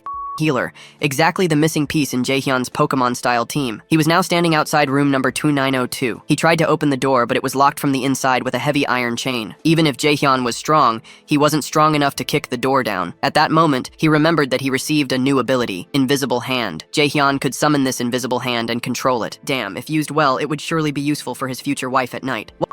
Well, Jaehyun decided it was the perfect time to test this questionable ability. Closing his eyes, he visualized cutting the chain, and voila, a sharp mana scissor formed. Controlling it, Jaehyun effortlessly cut the iron chain as if it were paper. The door opened, and he ran desperately towards the unconscious girl. Finally reaching her, Jaehyun's eyes widened in horror. Her situation was not good. Her lips were sunken into her face, severely dehydrated and close to death. Jaehyun frantically tried to wake her up, shouting her name, shaking her shoulders, but nothing worked. Her condition was severe, clearly a symptom of dehydration. dehydration, pale skin, dry and sucked-in eyes and lips. Jaehyun had come looking for a healer, but damn, who would heal her now? Jaehyun panicked, not knowing what to do. But at that instant, he noticed something strange. There was a fucking water bottle right next to her. However, for some inexplicable reason, she hadn't even touched it. But now was not the time to think about these stupid mysteries. Saving her was the priority. So Jaehyun's 69 IQ brain brilliantly activated. He created a mission specifically for her. Breathe once, and the reward is your full recovery. This crazy trick cost him about 10 million won, but damn, it actually worked. She took a weak breath, and her dehydration was instantly cured. What kind of overpowered ability was this? Slowly, and the girl began to regain consciousness. Her vision blurred as she opened her eyes, catching sight of Jaehyun hovering over her. Confused and weak, she quietly asked who Jaehyun was and how he had entered her room. Jaehyun explained his name, saying he lived in the apartment above. Still confused, she quietly asked again, understanding, but why was Jaehyun in her room? Jaehyun, maintaining his polite tone, explained that he noticed her condition was extremely bad, so he came to help. At this moment, she still thought she was hallucinating, but after a brief pause, reality hit her hard. She realized that someone had really come to help her. Suddenly, overwhelmed, she began to cry, deeply moved. She couldn't believe that someone came to rescue her after days of starvation and dehydration. Jaehyun, although he hated having to do this in such a sensitive moment,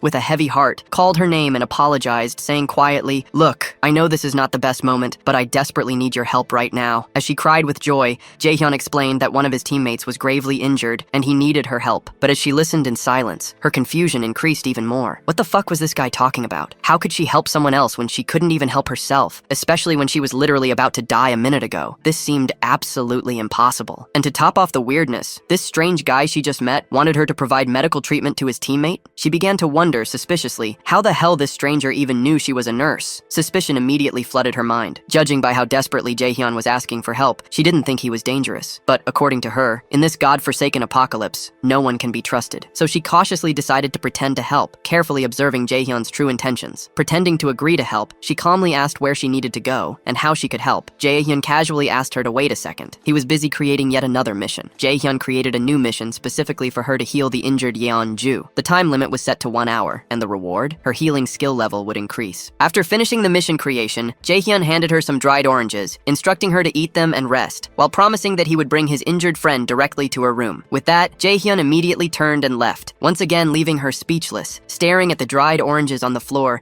and a bizarre system notification hovering before her eyes. In a sudden panic, she desperately shouted Jaehyun's name, asking what the hell this strange notification was and who Jaehyun really was. But Jaehyun, cool as and with a devilish smile, calmly replied that he would explain later, casually leaving the shocked girl on the floor, reminding her that she was too weak at the moment so she should rest. Left alone, she hastily picked up the oranges, frantically peeling them with her trembling fingers. Her mind raced wildly, wondering if she was dreaming. That guy literally created a mission? Meanwhile, as soon as Jaehyun arrived at his room, a system notification warned him that Daejong's trust had increased. Upon seeing this, he realized, just as he suspected before, that the woman didn't fully trust him. Logically speaking, it made perfect sense. Who in their right mind would trust someone who randomly broke into her room like some apocalypse version of Santa Claus? Jaehyun was patiently waiting for his boys to arrive at the room when, suddenly, an intense and strange sensation overwhelmed him. Something was terribly wrong. Without hesitation, he activated his Supreme Recluse's omniscient eyes, immediately spotting a red tiger chasing Yeon-ju and the others. This terrifying beast had already injured Yeon-ju before, and now it was back, presumably pissed off because it seemed that this tiger was actually the wife of the previous tiger they killed. And damn, she clearly wanted revenge. At this moment, everyone was desperately fighting just to stay alive, their faces painted with pure despair and panic. Jaehyun felt his heart squeeze hard. He realized that this situation wasn't just bad, it was absolutely terrible. That monstrous red tiger with its sharp, ready claws looked completely prepared to tear everyone to shreds. No questions, no mercy. Damn, for real. A really pissed off tiger widow. Jaehyun was completely perplexed, realizing that there was another red tiger. The group was not at all ready for another fight. Their lives were hanging by a thread. While desperately running, Rin's foot suddenly slipped, causing her to fall and badly injure her leg. Gayung and Dongyeon panicked instantly, thinking it was the end. Rin desperately tried to get up, but her injured leg betrayed her. Gayung was heartbroken. Rin was like her little sister, and now she watched helplessly as Rin struggled to get up, unable to escape. At this point,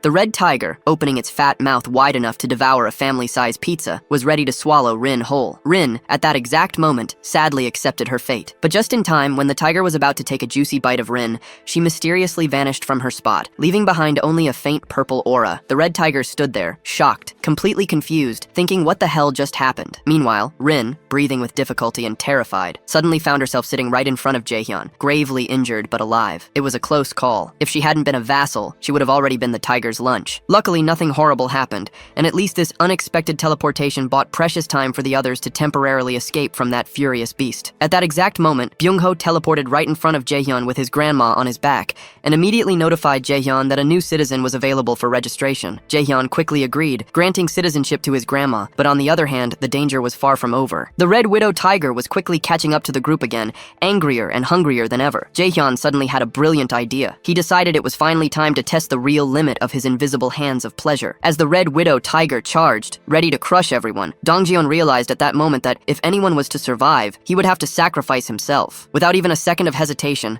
Dongjeon heroically stopped running, activated his baseball throw ability, and threw the mana-filled baseball at maximum speed directly at the Red Widow tiger. But it was useless. The tiger dodged the ball effortlessly, jumping high into the air, ready to tear Dongjeon to pieces. Gyeong screamed desperately in panic, but Dongjeon had already accepted his tragic fate. Knowing very well that he wouldn't be able to escape the beast for long, Dongjeon ran as fast as he could, drawing the tiger's attention entirely to him. As expected, the monstrous tiger easily caught up with Dongjeon, its sharp teeth seconds away from piercing his skin. But at that exact moment, something shocking happened. Suddenly, there was a huge aura scissor firmly wrapped around the tiger's neck, shocking not only Dongjeon but everyone present. The next moment, this mysterious aura hand aggressively grabbed the tiger's throat, mercilessly suffocating the beast and lifting it into the air, squeezing even more as the widow tiger desperately struggled to breathe. It thrashed violently, trying to break free, but it was useless. Dongjeon stood there, his eyes wide, completely shocked. What the hell just happened? He was sure he would kiss King Yama's ass today, but here he was, miraculously safe and sound. Gyeong and the others quickly ran closer, but at that instant, Gyeong received an unexpected system notification that scared her even more. Meanwhile, from a much broader perspective, we could clearly see Jaehyun calmly observing the whole situation from above. Jaehyun muttered that there was no need for him to personally hunt monsters with this incredible new ability in hand, especially considering that,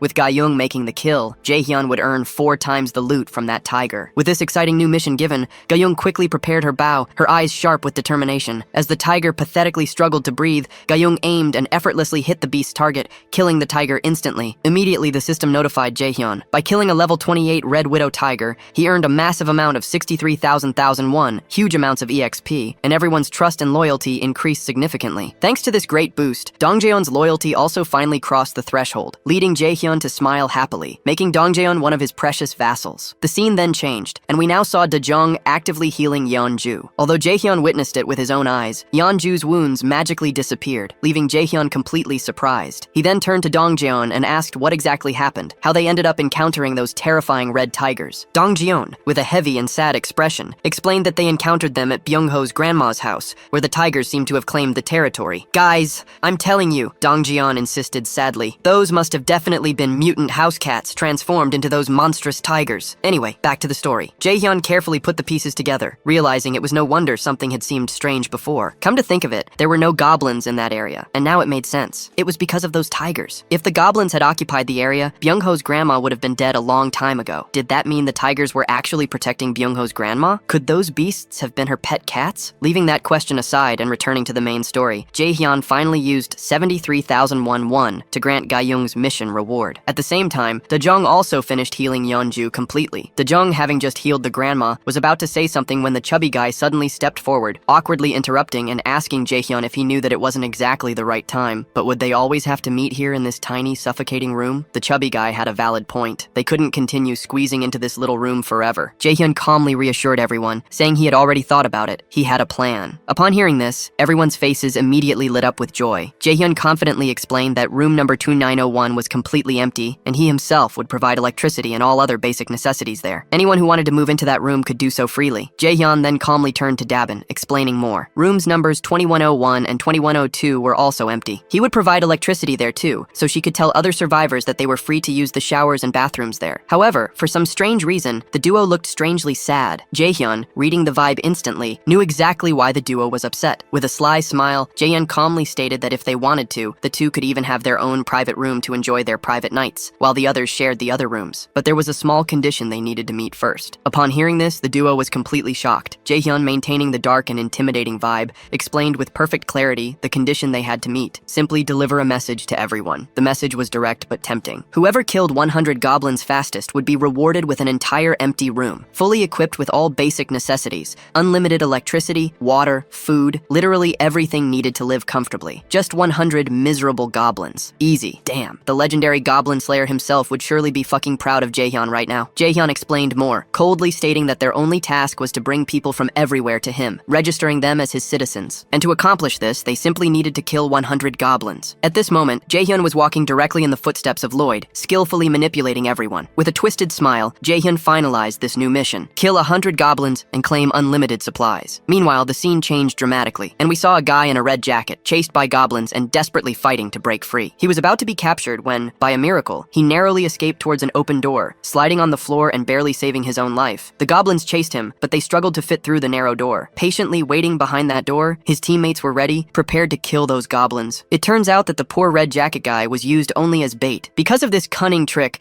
the group killed the goblins easily, turning the whole situation into a cruel and one-sided massacre. And the leader of this whole group, this complete asshole, whom I personally named Dumbass No.1, threw his spear and killed the last goblin, showing off to the team. But the red jacket guy was not happy at all. After all, he was the only one who had to constantly risk his life, while everyone else had easy kills. Frustrated, he complained bitterly about how unfair it was to always be used as mere bait. Upon hearing this, Dumbass became furious and coldly told the red jacket guy that he was nothing but a pathetic loser, stating clearly that without him, the red jacket guy would undoubtedly suffer a dog's death. Dumbass even ordered him to act like a loyal dog, or he would quickly become goblin food. The situation escalated quickly, leaving the red jacket guy with no other option but to apologize. The scene changed again, and Dumbass, happy and confident that he had killed 100 goblins, went to get the promised reward. But to his bitter disappointment, Dabin had already given that reward to the first team that completed the challenge. And here's the twist. It turns out that Dabin's own brother was the first to kill 100 goblins, giving the promised room instead to an elderly couple. Dumbass didn't like this at all. Visibly furious, he immediately began to complain loudly about how unfair the whole situation was. Dabin's brother then calmly explained that Jaehyun had prepared a special arrangement specifically for Dumbass's team. They were instructed to go to the 30th floor for their reward. Although Dumbass was absolutely pissed, he had no other choice, reluctantly going toward the 30th floor. On the way, Dumbass had a disgusting and mocking smile, questioning why Dabin respected Jaehyun so much. It was hilarious. Did you really think Jaehyun was some kind of god? He continued to openly mock Jaehyun, sarcastically referring to him as nothing more than a ridiculous cult leader. But then, the red jacket guy, whose name was actually Seung Min, discreetly disagreed. He insisted that since Jaehyun was genuinely helping and protecting them, they shouldn't speak ill of him, especially since everyone clearly wanted to stay on Jaehyun's good side. Dumbass, staring at him coldly,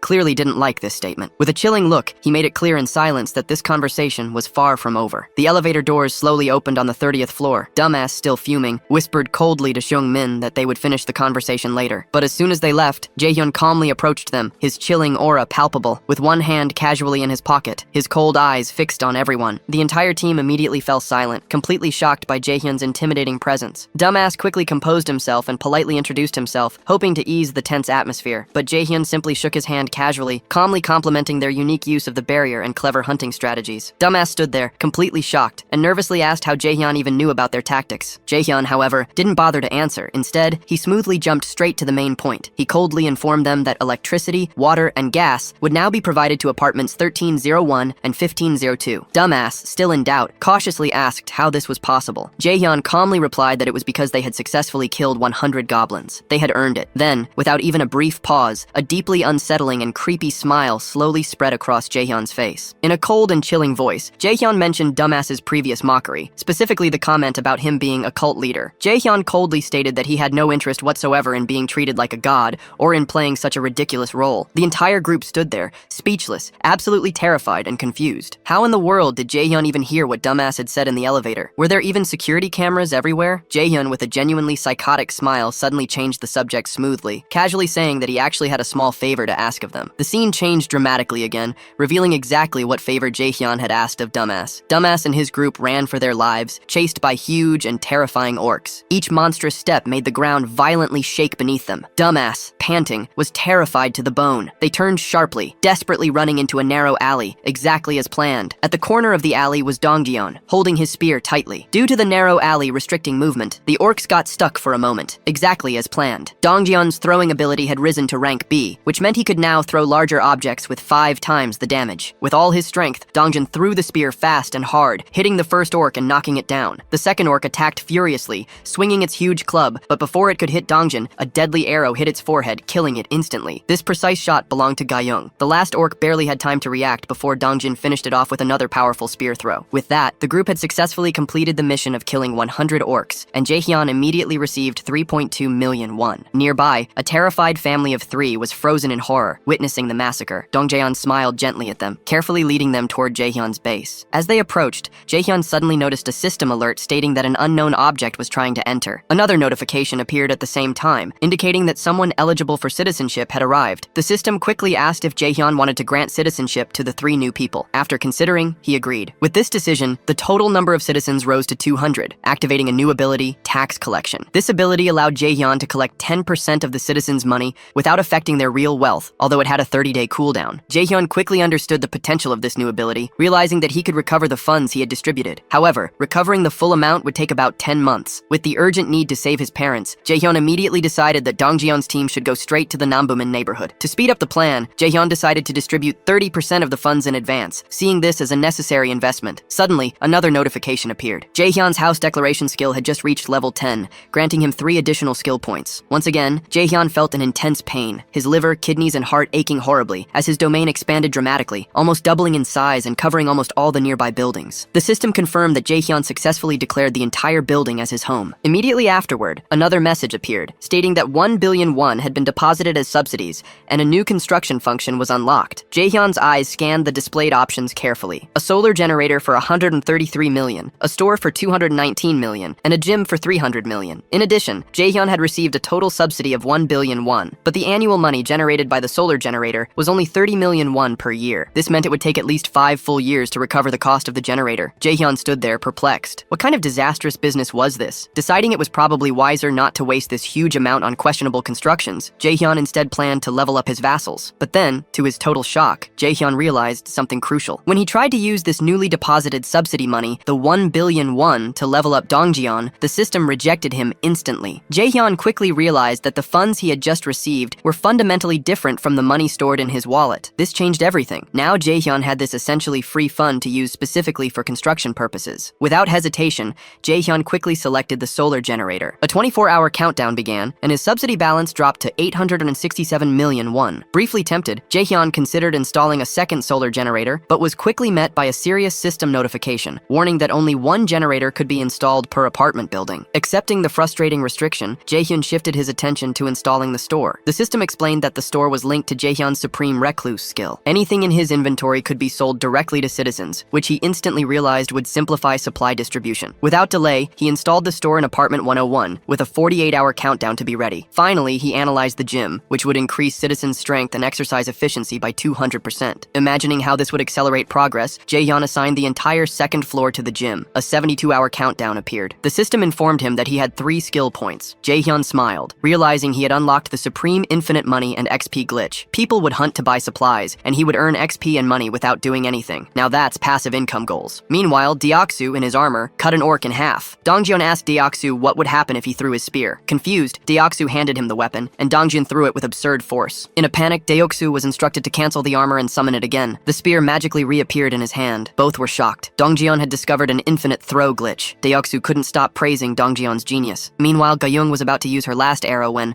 out of nowhere, more arrows appeared in front of her. At this point, brother Jaehyun was literally playing a real-life Creative Kingdom Come. Gaiyong was shocked. The system showed a new skill, Omni-Focus, which allows using other skills within Jaehyun's domain. With the arrows reloaded, she took down another orc. The system registered the kill, and Jaehyun received 2,388 won. The mission was completed, and Gaiyong leveled up. Jaehyun realized he could improve vassal statuses, which filled him with hope to save his parents. Their house was 10 kilometers away. Determined, Jaehyun went to the rooftop, feeling urgency. His focus was on leveling up Dongjion's group. He checked Kim Jeon's status, level 22, with the skill Crow Familiar for reconnaissance. Then, he reviewed Yeonju's Yeonju's profile, level 33, with the skill Warrior Bear. Finally, he checked Kim Da-jung, level 30, with the skills Healing, Blessing, and Magic Armor. Jaehyun thought about the team. Yeonju and Kim Da-jung were good choices, but Yeonju's low loyalty made him hesitate. He then thought about bringing Yeonju's son back. He tried the resurrection, but the system said he didn't have the money. He decided to wait and created a group mission to hunt a level 40 or higher monster in 24 hours, with the reward of Yeonju's son's resurrection. Failure meant death. He chose yes, and it worked. Suddenly, someone knocked on the door. It was Yeonju, out of breath. She ran as soon as she saw the mission. Jaehyun said it was possible, but time was short. Yeonju fell to the floor, crying, thanking him. The system showed that her loyalty had passed 30, and she could become a vassal. Later, Jaehyun was at the sink, watching the faucet turn on by itself. He was getting used to controlling things with his mind. Wow, our boy is becoming Magneto every day. He had control over electricity, water, and gas. Today's store profit, 320,981 won, was added to his wallet. He smiled, knowing that the store sold over 1.5 million won. Jaehyun checked the people in the store, feeling in control. Meanwhile, somewhere else, a boy asked a friend about their savings. The friend said the bow cost 150,000 won,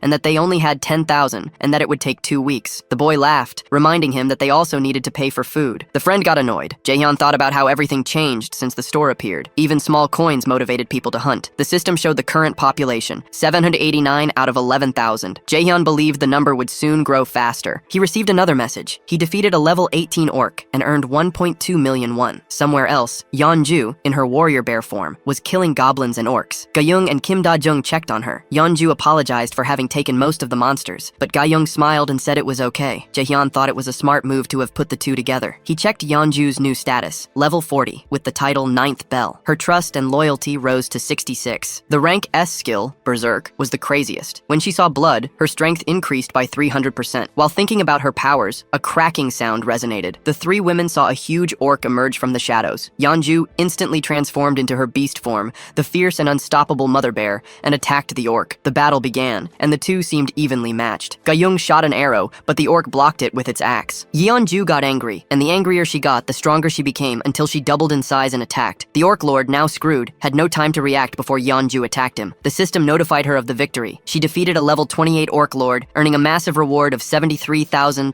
won. Another message warned that she had unlocked an outpost. The outpost needed a knight to reside there for 7 days, and the price was 1.3 billion won. Jaehyun thought it was too expensive and the time too long. He decided not to build the outpost. He knew the outpost would be useful for the family, but it wouldn't be easy to relocate the grandparents. He could only hope they were alive. With this determination, Jaehyun decided that the next day he would send Dongjeon's group straight to the main house. Back at the subway, Kim Jon watched the battle in shock. He saw Yeonju tear the orcs to pieces, who begged for mercy. Kim Jon wondered how Jaehyun recruited someone so strong. Kim Jon noticed that Yeonju was focused on the goblins. The system showed a new mission, return in 1 hour. Kim Jon knew that even simple tasks could go wrong. Dongjin's group appeared, and he informed Kim Jon that it was time to go back. Kim Jon called his familiar, Kami, to go ahead. Through the crow's vision, he informed them that the way was clear. The group moved forward. Kim Jon noticed a rat, which disappeared. He ignored it, but felt something strange. Going up the stairs, he looked back and saw 2 small red lights in the shadows. The same rat he ignored sped toward the group, signaling danger. The scene changed to Jaehyun bowing before Dongjin's group, hoping they would help him. Dongjin asked if Jaehyun's family was alive in the building. Jaehyun admitted he didn't know. He just needed their help to find out what happened. Byung-ho jumped forward, saying he would do anything his god Jaehyun commanded. The rest of the group expressed their gratitude to Jaehyun. They promised that everyone would help him. Jaehyun thanked everyone and explained the new strategy. Go to Seomyeon Station. He recommended that everyone rest. However, Yeonju asked if Jaehyun couldn't use his powers to teleport his family. Jaehyun was in painful silence. He remembered that he had tried this several times, but it didn't work, as he can only teleport people within his domain. He admitted that he couldn't do everything, but he promised to fulfill the promise he made to her. The system alerted that Yeonju's trust level had just increased. With a smile, Yeonju thanked him. Jaehyun smiled back and encouraged everyone to rest. One by one, everyone left. As soon as things calmed down,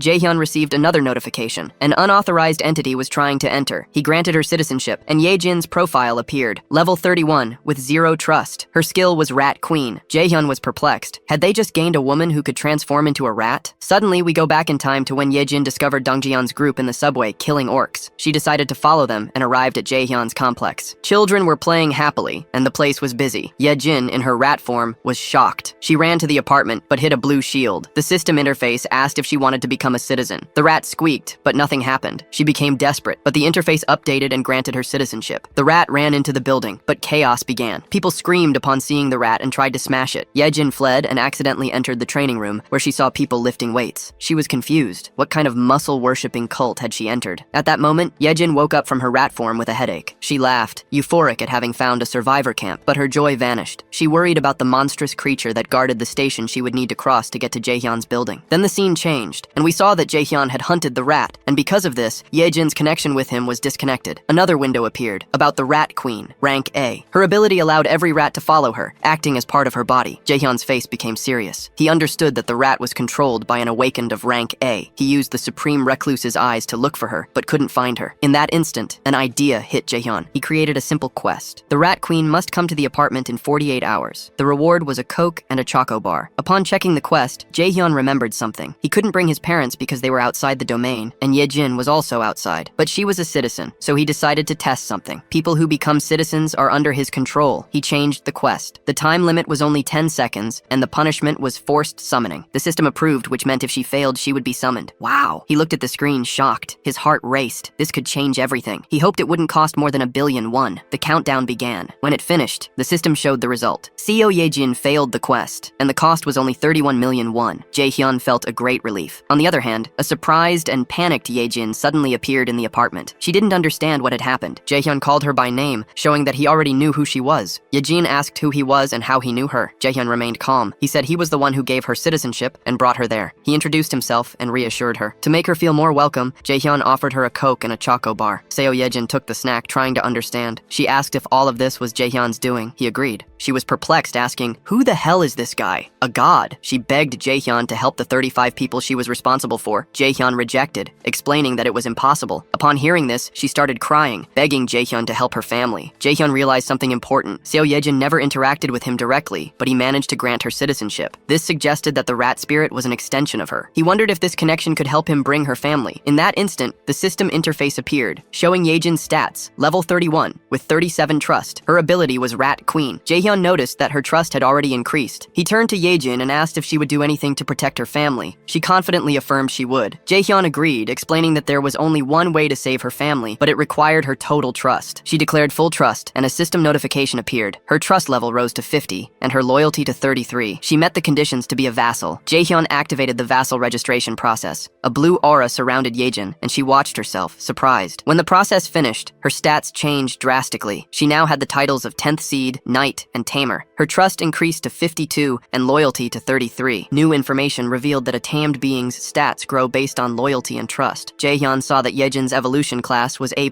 which meant the tamed rats would continue to grow. Although I wouldn't be surprised if one day her rats grow muscles and start walking on 2 legs. Jaehyun asked Yejin if any of her rats were near her family. She didn't answer right away, but he insisted she send one. Yejin followed his command. At the same time, Jaehyun activated the Supreme Recluse's eyes and shared the rat's vision with her. The rat ran toward Yejin's family. When it arrived, food and drinks appeared in front of them. Jaehyun received another notification. Seo Yejin's trust level went up again. He realized that her ability and his eyes created a perfect synergy. He had just gained the ultimate reconnaissance ability. Yejin asked Jaehyun if he was talking about the Nambuman neighborhood. Jaehyun confirmed. Yejin got excited, as she knew the neighborhood and could send a rat to safely scout the area. Using the rats, Jaehyun could confirm if his family was alive without risking the team's safety. Yejin assured Jaehyun she would take care of it. The system showed that her trust and loyalty levels increased. Jaehyun encouraged her to leave right away, suggesting she use the subway tracks, but Yejin was terrified and screamed it would be suicide, as a horrible monster lurked at Seomyeon Station. Jaehyun, intrigued, pressed her for more details. Yejin described it as a monstrous and cruel creature. Jaehyun, determined, asked her to send a rat to explore the monster. Yejin agreed. The scene shifted to the rat running frantically to the subway. Fear was on the rat's face.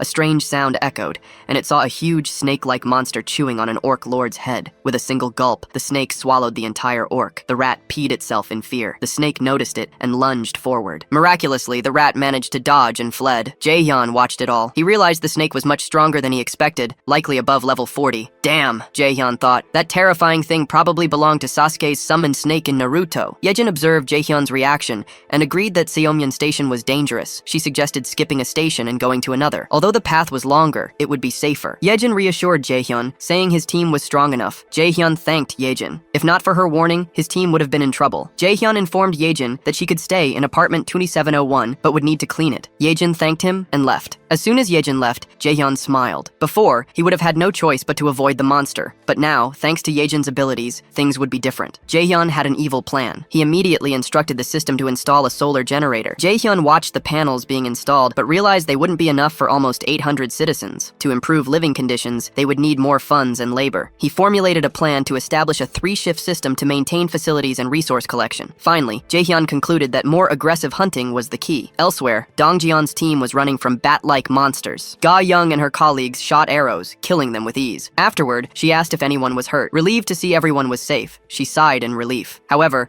her sister mentioned the snake monster lurking at Shomyeon Station. Ga Young reassured her, saying they would be fine, as Jaehyun could summon them back. With renewed confidence, the group moved on, but came across a ruined train, surrounded by the grotesque bodies of orc leaders. Everyone froze in horror. The youngest team member vomited. Suddenly, a chilling sound approached, and they saw a huge, monstrous snake. Daeoksu screamed in despair, but in the next moment, Dongjeon grabbed Ga Young and shouted for everyone to duck. The snake let out a deafening roar, creating a shockwave that threw everyone back. The shockwave was too intense. The guys protected the women, but everyone's heads felt like they were going to explode from pain. At that very moment, the system clearly notified them, ordering them to kill the snake. Dongjeon felt immediate terror, but to his surprise, the giant snake was acting slowly. Seeing the golden opportunity, Dongjeon quickly exchanged glances with Yeonju, and, without hesitation, threw the spear with all his might. Flashback to a few minutes earlier. Jaehyun had explained that the giant snake was known for devouring its prey alive. He realized it didn't care about small creatures, it just swallowed them whole. Using this behavior, Jaehyun came up with a brilliant plan.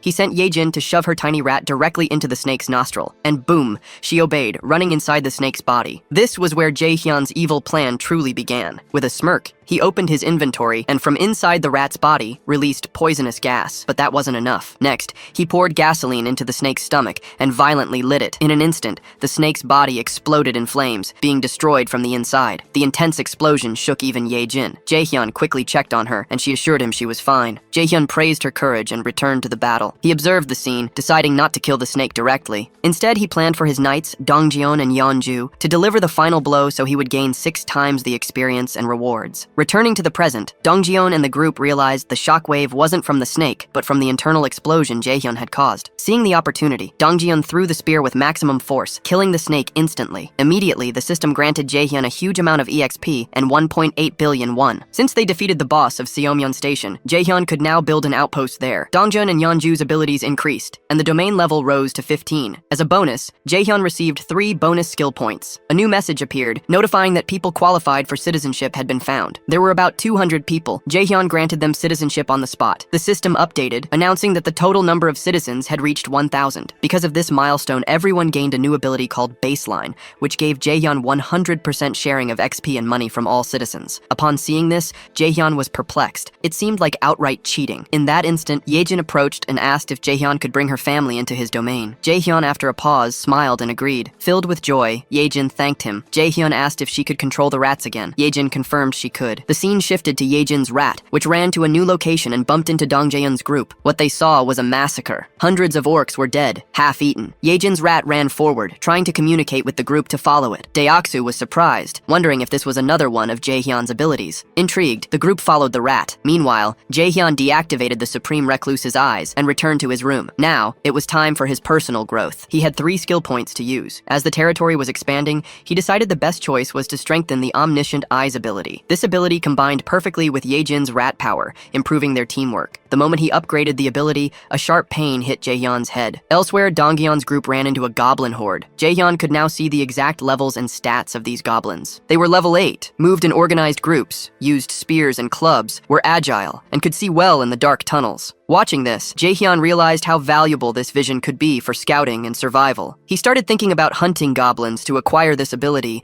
and also remembered his goal of decreasing the resurrection cost. For this, he decided to assign more quests for others to fight and grow, saving resources and increasing efficiency. Next, Jaehyun focused on another ability, dignity maintenance. As the population grew, maintaining trust and loyalty was increasingly vital. He used a skill point to improve dignity maintenance. Immediately after, a loud, sudden gunshot broke the silence. Jaehyun's eyes turned to the noise, his face becoming serious. He realized the shot didn't come from the building, but from underground. The scene shifted, revealing something bizarre. Goblins casually holding guns, wearing jackets and pants. What the hell? As the goblins opened fire, Dongjeon signaled for everyone to duck. Bullets flew dangerously close, and they realized they had no chance in a direct gunfight. Dongjeon was confused, wondering how the goblins got guns. but he didn't need to worry. Byung-ho teleported behind the goblins. With lethal precision, he pierced their chests, dodging bullets as he sliced through the goblins. Another goblin aimed its pistol, but an arrow hit its hand. At the same time, Ga-young and Deoksu ran to join the fight, and Yeonju transformed into her beast form. Together, they annihilated every goblin. On the other hand, a system message appeared, notifying Jaehyun about a new item, guns in his store, with unlimited ammo. Holy crap, this was a game changer, but Jaehyun realized the problem. He couldn't just sell the guns. If ordinary people saw guns for sale, their excitement for hunting monsters would go up, but he knew not everyone was trustworthy. Until now, he had accepted everyone as a citizen, assuming he could manage the troublemakers. But now, introducing guns was dangerous. They gave immediate deadly power. If the wrong person used this lethal power, chaos could begin. Envy, resentment, jealousy, these common emotions could turn into serious problems. Because of these risks, Jaehyun decided that only trustworthy people with high loyalty would be allowed to use guns. He knew right away who the first person should be. Meanwhile, Dongjeon's group had killed all the goblins. Suddenly, to Byung-ho's surprise, a gun and a mysterious box appeared in front of him. With deep reverence, Byung-ho took them, silently thanking his god, Jaehyun. At this point, Byung-ho adored Jaehyun so much that he would consider marrying him. Afterward, Dongjeon's group continued advancing, with Yejin's rat guiding them. They reached a door. Dongjeon opened it, and inside, they found a group of terrified people. Elsewhere, Jaehyun was calmly walking outside with Yejin, enjoying the moment of peace. Suddenly, a new system alert warned him that an unknown entity was trying to enter. Shortly after, another notification appeared, indicating that someone qualified for citizenship was nearby. The system asked if he wanted to approve. Without hesitation, Jaehyun granted citizenship. Her sister Dabin teased her, saying she smelled good, asking if she had showered. Yejin laughed, saying she now had hot water. From a distance, Jaehyun watched their happy reunion. After a moment, he called out to Yejin, saying apartment 2701 was hers, but it might get crowded if she wanted to put more than 30 people there. Seeing her concern, Jaehyun said he would give her 3 more rooms because she deserved it. Joyfully, Yejin thanked him, promising to work tirelessly. Jaehyun received another notification. Yejin's trust and loyalty levels increased. Hong Dal-rae, Lee Seung-jun, and Han Jung-soo's trust and loyalty also improved. Observing the interface, Jaehyun remembered that he had leveled up before and forgotten to check the rewards. He saw a new feature, the Guardian Beast Management System. He opened it and almost fainted. To unlock it, it required 1,000,001. As he processed the cost,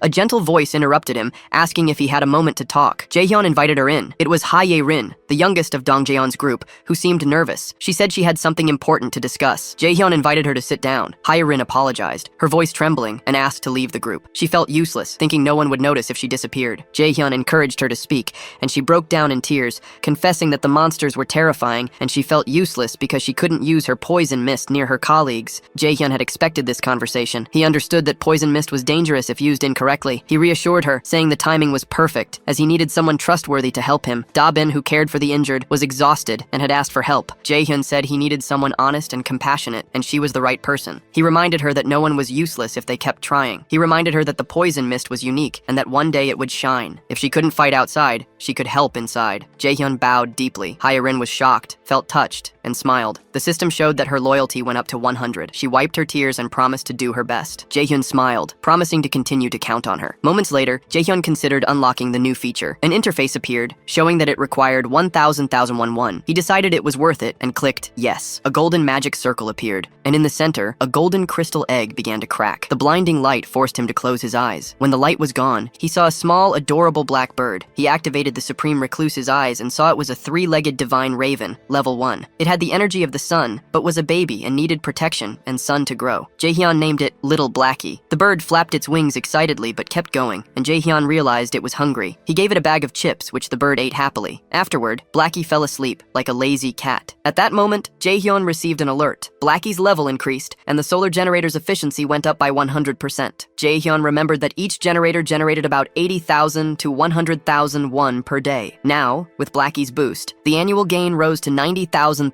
won. He decided to install solar generators in the 10 new buildings. The 24-hour countdown began. Satisfied, Jaehyun went to apartment 3001. As soon as Fatty opened the door, Jaehyun greeted him and said he wanted to entrust him with the responsibility of managing his money. Fatty froze. Flashback. Jaehyun thought about his tax collection ability. If he entrusted the money to someone, he could profit, as the ability generated 10% profit per month. He chose Fatty because of his high trust and loyalty. Back in the present, Fatty was shocked. Choi Hyung-jun, the fatty, had a trust of 89 and a loyalty of 98. His power was gorilla strength. Jaehyun felt confident with his choice. Without saying a word, Jaehyun transferred 1 billion won to Fatty's wallet. The system confirmed the transfer. The quest cost 100,030,000 won, including the 10% fee. But it was worth it. Fatty's trust went up, while his loyalty reached 100. As Fatty was already a vassal, the maximum number of vassals Jaehyun could have also increased. Fatty asked if he should keep the money without touching it. Jaehyun, seeing Fatty's perfect loyalty, reassured him, saying he could use a little if he needed to. Happy, Fatty thanked him. Shortly after, Dabin appeared and asked Jaehyun if she could choose anyone for her new team. Jaehyun agreed, saying she could include Yoo Hye-rin. Since Dabin would be the team leader, Jaehyun decided she would receive double pay. The news made Dabin happy, and her loyalty went up instantly. She thanked him and left to find Yoo Hye-rin. Once everyone was gone, Jaehyun took a deep breath. It was finally time to have a serious and difficult conversation. Resolute, he went to apartment 2109, where Ha Dong-geon's group was. Upon arriving, Jaehyun gathered the team and explained the dangerous situation at Seomyeon Station,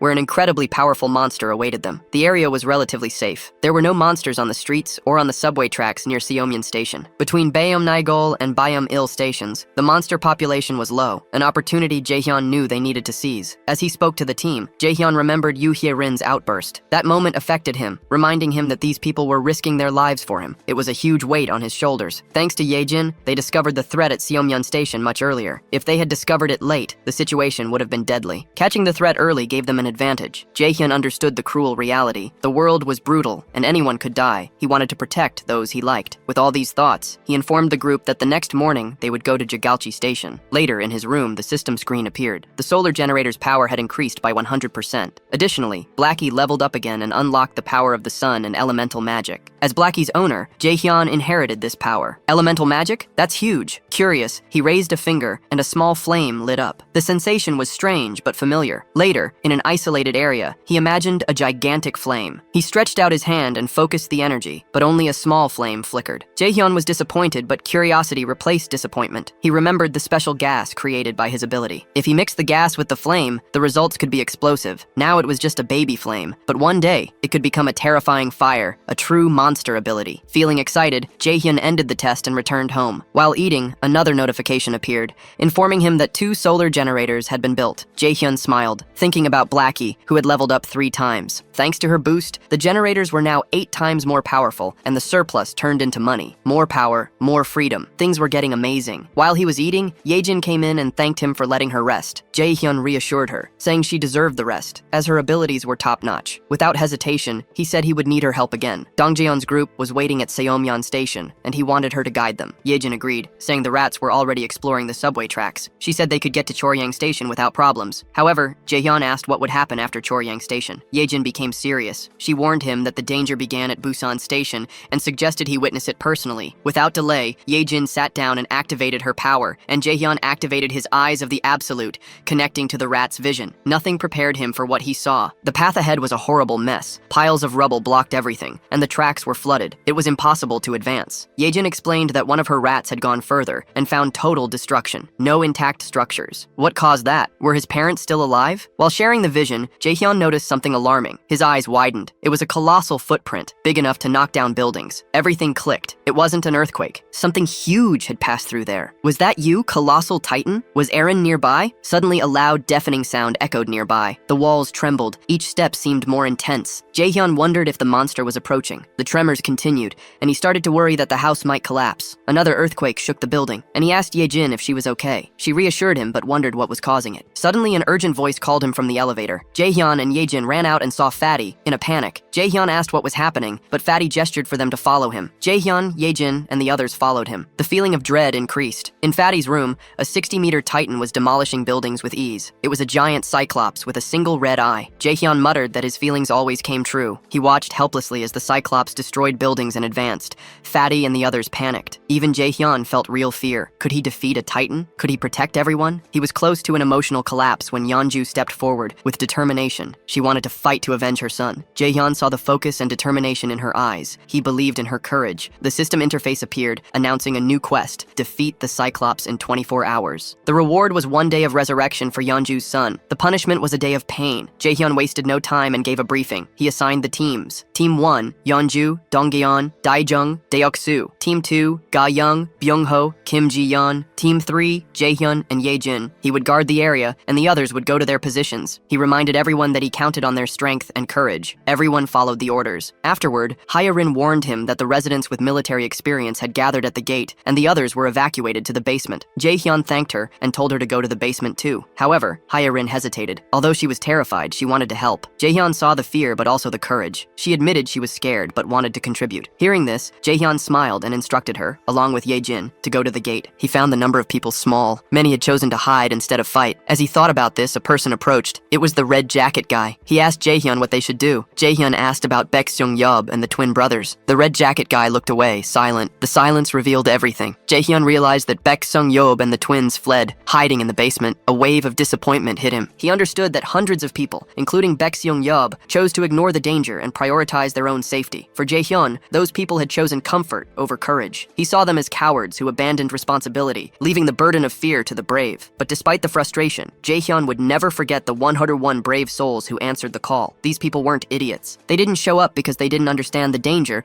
but because they knew the truth. If no one fought, everyone would die. They chose to protect themselves and their families. Jaehyun remembered a phrase he heard. Courage isn't about not being afraid, but about acting despite it. This hit him hard. In a brutal world, those who acted despite the fear were the ones who ensured everyone's survival. And right there, in front of him, were 101 brave people. In silence, Jaehyun thanked each one of them. Determined to reward their bravery, he opened the system, and suddenly, guns and unlimited ammo rained from the sky, shocking everyone. At first, the group hesitated, but upon holding the real guns, feeling their weight, a new hope was born. They might have a chance against that monster. The giant Cyclops was terrifying and roared, making the buildings tremble. Nearby, Dongjin hid, holding a spear. He aimed at the Cyclops' leg and threw the spear with force. The weapon buried itself deep in the monster's leg, which roared in pain. Furious, the Cyclops looked for the origin of the spear, toward Dongjin, who froze. The monster began to advance, dragging its wounded leg. At that moment, the mother bear, in her beast form, attacked from behind. She dug her claws into the Cyclops' already wounded leg, inflicting more damage. The Cyclops roared and fell to its knees, but Yeonju's charge wasn't enough. It got up, took a giant stomp, and threw her far away. In a single blow, it hurled her like a doll, and she hit a distant building. It seemed like the end. The Cyclops bent down, ready for the final blow. But before it could finish, a loud voice echoed through a megaphone. It was Deoksu, calling the Cyclops an idiot and saying its balls were in its eye. Surprisingly, the Cyclops understood the taunt and looked at Deoksu. Its huge eye saw the spear still in its leg, and it understood that Deoksu was the bastard who threw it. The Cyclops became furious and began to advance toward Deoksu, determined to destroy him. Deoksu was terrified. He knew the monster was coming to kill him. He turned and ran desperately, like a rat fleeing a cat. From afar, Jaehyun saw that the plan had worked. The Cyclops was heading for the trap. Jaehyun gave the signal for everyone to get ready. Meanwhile, Deoksu ran to the barrier. The Cyclops pursued him with slow but heavy steps. Deoksu collapsed exhausted inside the barrier, and the Cyclops reached the limit. Jaehyun gave a signal, and a black raven flew toward the Cyclops, pecking and attacking its eye. Annoyed and in pain, the Cyclops closed its eye. Taking advantage of the distraction, Ga-young, already positioned, shot an arrow. The Cyclops tried to defend itself,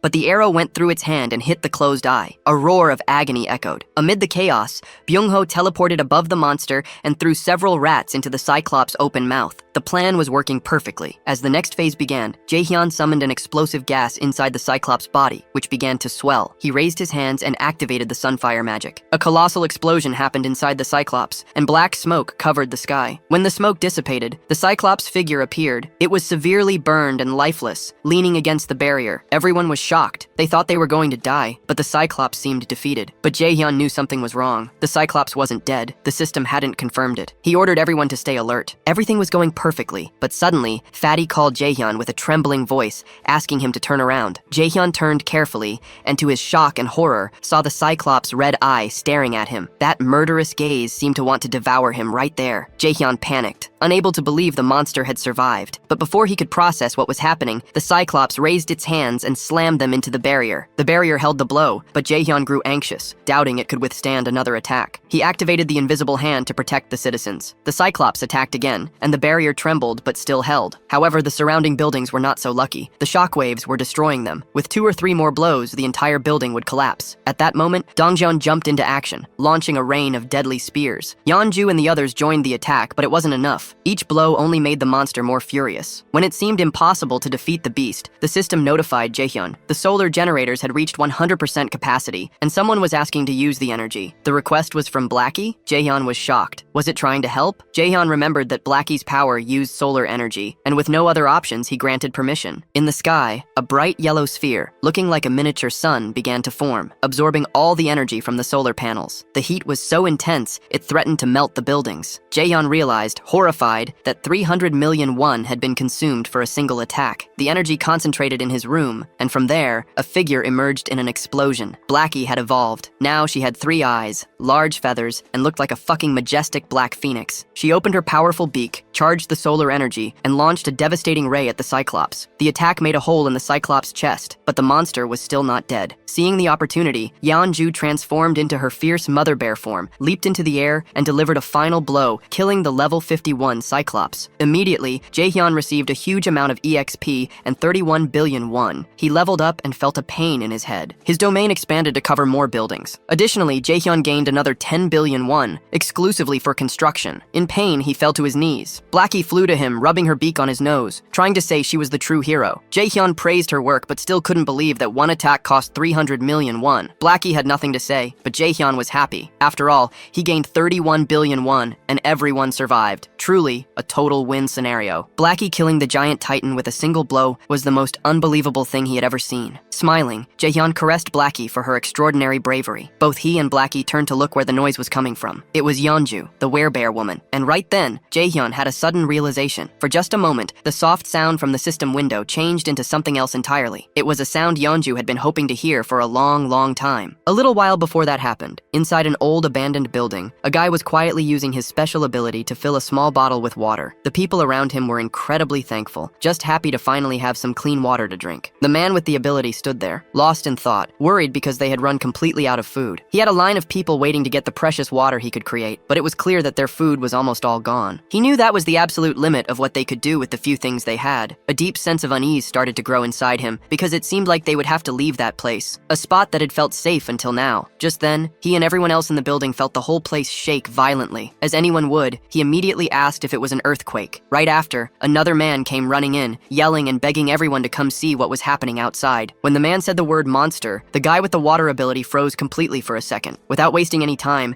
he started running, dashing up the stairs to get to the rooftop and see for himself. Once he got to the top, he was left breathless by what he saw. The enormous Cyclops was still standing, radiating immense power and fury, while the white-haired man trembled next to him, anxiously asking what they should do. The purple-haired one, Jaehyun, was already thinking ahead. He told the other guy to go and hide everyone in the basement to keep them safe. Overwhelmed and desperate, Jaehyun ran his hands through his hair in frustration, trying to come up with a plan. But it was obvious, fighting the Cyclops was absolutely impossible. He tried to reassure the other man, explaining there was nothing they could do against a thing like that. In the background, without them noticing, the powerful light of Blackie's upcoming attack had already started to form. The men could only speak in quiet, fearful whispers, saying all they could do was pray the monster wouldn't find them. And in the background again, the Cyclops was being obliterated. It caught them totally by surprise. They had no idea what had just happened, what kind of power had been unleashed. But when Hyuk saw it, when he really understood what was in front of him, he knew right then and there. This power came from an awakened person, but someone on a level way beyond his own. Hyuk called out to the silver-haired man, addressing him as Hyun, and told him to gather the people. Hyun, completely shocked, asked if he had lost his mind. Was he really suggesting they go toward that? But Hyuk was certain. Even though he didn't know who the awakened one was, he knew exactly what needed to be done. If they really wanted to survive in this horrible, unforgiving world, they had to stand with the person who had the power to take down a creature like that Cyclops. As they started walking toward Jaehyun's location, the people silently hoped and prayed that whoever they were about to meet would be a good person, because they had no other choice. Their fate was completely up to chance. They eventually arrived at the apartment complex and immediately figured this had to be the place. After all, the buildings were still standing, completely untouched in a world that had been torn apart. Hyun, walking ahead of the group, said in disbelief, "How can these buildings be standing in a world that's just fallen apart?" But then he suddenly ran right into some sort of invisible wall. Right after that, a message from the system appeared in front of them, saying, "Entry prohibited." Another message followed immediately, asking if they would like to become citizens. They accepted, and the system quickly replied, showing they had been successfully granted citizenship. But with their new status came an initial mission. They were told to go to Jaehyun's apartment on the 30th floor. When they got there, Jaehyun was already waiting for them. Strangely, he was already calling them by their names, even though they had never met. Jaehyun introduced himself too, calmly stating his own name. At that moment, Hyuk felt it deep inside, a certainty that this man was the one who had forced the giant Cyclops to its knees. And now that he was face to face with him, his instincts were screaming louder than ever. Without a second thought, Hyuk reached out, took Jaehyun's hand, and introduced himself, sincerely asking Jaehyun to take care of them. He knew in his heart that this was a moment he couldn't let go of. Somewhere else, in a quiet and calm place, Yeonju the werebear was serving a warm meal. This time, a bright and genuine happiness could be seen in her eyes as she cheerfully called out the name of Si-woo. Si-woo was her little boy, her beloved child, who was happily eating, and she lovingly asked him if the food tasted good. With a big smile, he replied that it was absolutely delicious. The little boy then turned to his mom with innocent curiosity and asked whose birthday it was, since they were eating seaweed soup, a dish you traditionally have on birthdays. She responded with a warm and loving hug, holding him tight while he told her how much he loved that food. At that very moment, someone opened the door. It was Jaehyun. Seeing him, the little boy excitedly called him Wizard Uncle. Yeonju asked Jaehyun if everything went well with the new residents, and he confirmed that it did. He had already given them food and a place to stay. Then Jaehyun apologized for something, and Yeonju, confused, asked why he was saying sorry. He explained that the newcomers wouldn't be able to leave the house, and that he hadn't expected that to be a rule. But Yeonju didn't seem bothered by that at all. She calmly replied that just being there, together like that with her little boy, was more than enough for her. Holding her son even tighter, she said with sincerity that she was truly content now. Right after that, the system showed a message saying her loyalty had increased significantly, officially registering her as a retainer. But even if the system hadn't said anything, Jaehyun could already tell from her expression, her voice, and her gentle actions that her heart was full. He could feel Yeonju's emotions clearly, without needing any proof. More time passed, and the mother and son kept enjoying their time together, now watching television side by side, smiling and laughing. And during that simple, peaceful moment, Jaehyun found himself thinking deeply about his own family, about how long it had been since he had seen them. He wondered how they were doing, if they were eating well, or if they were sick. He closed his eyes and imagined the worst, thinking something terrible might have happened to them in this chaotic world. Right then, Blackie appeared, making a bit of noise. The small creature started playing and having fun with the werebear and her son. Watching them all together like that, a quiet thought settled in for Jaehyun. There was no need to rush. It was just one day, one peaceful, ordinary day, and he understood how hard Yeonju had worked for this day to finally happen. At the same time, he also thought about how Yejin's rats were, at that very moment, heading toward the main house. When the rats got there, he would be able to deliver whatever his family needed. So today, looking at the mother and child smiling and happy, Jaehyun made a choice. He would focus only on taking care of them, because this was the moment when Yeonju's one and only dream was finally shining brightly. Then Jaehyun suggested they sleep in the master bedroom. But with her child still wrapped around her in a loving embrace, Yeonju gently said no, saying they could stay in another room instead. Even so, Jaehyun insisted they use the master bedroom, pointing out that it was the coziest and most comfortable place for them. With a warm and reassuring smile, he added that it was the right thing to do. Without hesitation, Yeonju lovingly stroked her son's hair, and together, they thanked Jaehyun for his kindness and thoughtfulness. Soon after, they went to the room, wished him a good night, and the little boy waved sweetly at Jaehyun before going in. Jaehyun watched them go with a deep sense of contentment in his heart, a faint smile on his face. The lights in the house slowly dimmed, and a gentle lullaby started to echo softly through the home, drifting from the bedroom as the child, still awake, listened quietly. Meanwhile, in the living room, Jaehyun lay on the sofa, listening to the sweet lullaby that went on for a long time, sung so tenderly by Yeonju's voice. It had been a very long time since he had heard a melody like that. Yet just by hearing it, his body started to relax, and his eyes gently closed, just like a child falling asleep in their mother's lap. A new day began quietly and peacefully. Jaehyun started the morning enjoying a breakfast lovingly made by Yeonju and her little boy. Afterward, they all got comfortable in the living room to watch the boy's favorite cartoons. The child was so excited, laughing at every scene as if he were seeing it for the very first time. Soon, Sihwa started chasing after Blackie, who had been peacefully enjoying the sunlight until he was suddenly disturbed, which clearly didn't make the creature happy. Later, after exploring all the new toys they had, Jaehyun, her son, and Jaehyun lay down on the floor together for a short nap. Between colorful drawings and laughter, every second of the day was filled with joy and real happiness. But time waits for no one. With Blackie on his shoulder, Jaehyun quietly cried, consumed by the silent sadness of only being able to give a single day of life to Yeonju's beloved son. Soon after, Yeonju knelt down on the floor, saying her final goodbyes while holding her son tightly, pouring all her love and strength into that hug. Still too young to fully understand the seriousness of the moment, the boy innocently asked if she was crying. With tears already streaming down her face, she struggled to keep her voice steady and calmly whispered that she wasn't. But with his tiny hand resting gently on her cheek, he could feel the tears. So softly, Siwa started wiping away her tears, doing his best to comfort her and asking her kindly not to cry. Yeonju held him tightly again, and in a trembling trembling voice, she finally admitted that she was afraid. Afraid of the world because a world without him was far too terrifying. Then, with the innocence of a child, the boy simply called her mom and promised with total confidence that he was right there with her. Those words, so pure and real, made Yeonju break down even more, tears flowing from the sheer weight of her sorrow and despair. Even as Sihwa kept trying to reassure her, Jaehyun stayed in tears. He took a step back, slowly pulling away from her arms. Looking her directly in the eyes, he firmly promised that he would always be by her side. Overwhelmed by sadness, she called his name with a choked voice, but without stopping, he continued walking toward the setting sun. While behind him, she shakily called out that she still had so much left to do for him. He suddenly stopped. He turned around slowly, and with a gentle smile full of warmth and joy, he said that he loved her, just as his body started to disappear into the light. At that exact moment, hearing those words, she froze. Still kneeling on the ground, her body started to shake, and the immense pain made it almost impossible for her to respond. But as all mothers do, even in the middle of unbelievable pain, she smiled through the tears and managed to whisper back a quiet, "I love you." And with those final words, Sihwa said goodbye with a peaceful smile. In the blink of an eye, his body vanished completely, and Jaehyun's hand, overcome by the unbearable pain of saying farewell, fell limply to the floor, while Jaehyun watched her silently, deeply concerned and heartbroken by her side. Soon after, she tried to stand, but the pain she felt was so overwhelming, so crushing, that her body simply wouldn't let her rise. Moved by the scene, Jaehyun could only think that hope is like a delicate flower that chooses to bloom right in the middle of despair. With his eyes closed tightly, he came to a painful conclusion. Those who hold on to hope must be ready to face the deepest sadness, no matter how cruel. Then he held out his hand to her and gently urged Yeonju not to lose herself in grief, promising her that this moment was not the end. At that, Yeonju lifted her head, looked at Jaehyun, and in a hesitant, trembling voice, she asked if that was really true, if this wasn't really the end. With total conviction, Jaehyun answered that if there was even the slightest chance, he would bring her son back, again and again, as many times as it took. His words lit a new spark of hope, and Yeonju felt a renewed sense of strength. At that exact moment, the system showed a message. Yeonju's trust level had reached 100%, and she had gained primordial vitality. The scene then shifted to the red-haired man, who was screaming with uncontrollable fury. The twins, who had been listening to everything, became visibly frustrated when they realized that the standard spear, the orc spear, and all the money the red-haired man had carefully saved had vanished without a trace, leaving him completely confused and unsure what to do. The red-haired man, clearly angry, asked about his brother's stuff. His brother explained that when he had woken up,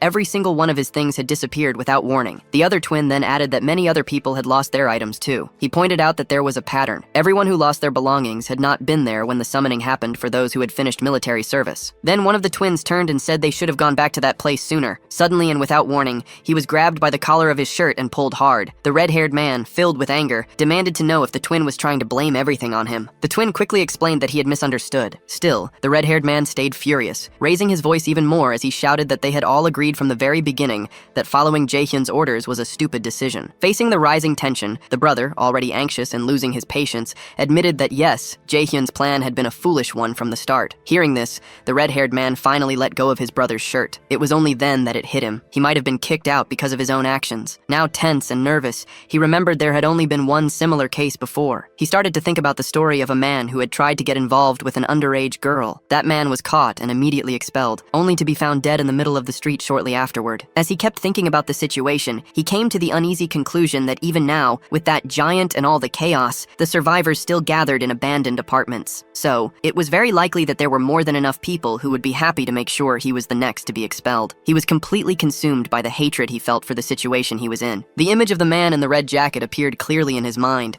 calling him a bastard, and he imagined just how happy that bastard must have been when he got a weapon. Soon after, the red-haired man scratched his head, restless and agitated, trying to understand how everything had gotten so out of control. Somewhere else, Jaehyun watched everything, the tension around the red-haired man, and said to himself that this was only the start of the punishment he had carefully planned for him. Back with the red-haired man, a system window suddenly appeared behind him, showing a new mission, which caught him completely by surprise. Startled and not believing it, he immediately turned to see the message for himself. The system window revealed a new mission: hunt 20 goblins in 24 hours. If they succeeded, the reward would be a small amount of experience. But if they failed, they would suffer 1 minute of extreme, unbearable pain. Now back to Yeonju's most recent impressive achievement, the terrifying primordial vitality. It's a rare and highly sought-after ability that Jaehyun now also has. It's known for making regeneration incredibly fast, always in proportion to how bad the injuries are. Jaehyun could barely understand what he had just seen. Not for a second had he imagined that after reaching 100 trust points, Yeonju would get that exact ability. Still deep in thought, Jaehyun soon realized that, for now, this ability wouldn't be very useful. With his eyes fixed on the system window, he kept following his own thoughts. After all, he wouldn't be the one fighting. Even if he were to leave the building, the chances of getting seriously hurt were pretty much zero. Even so,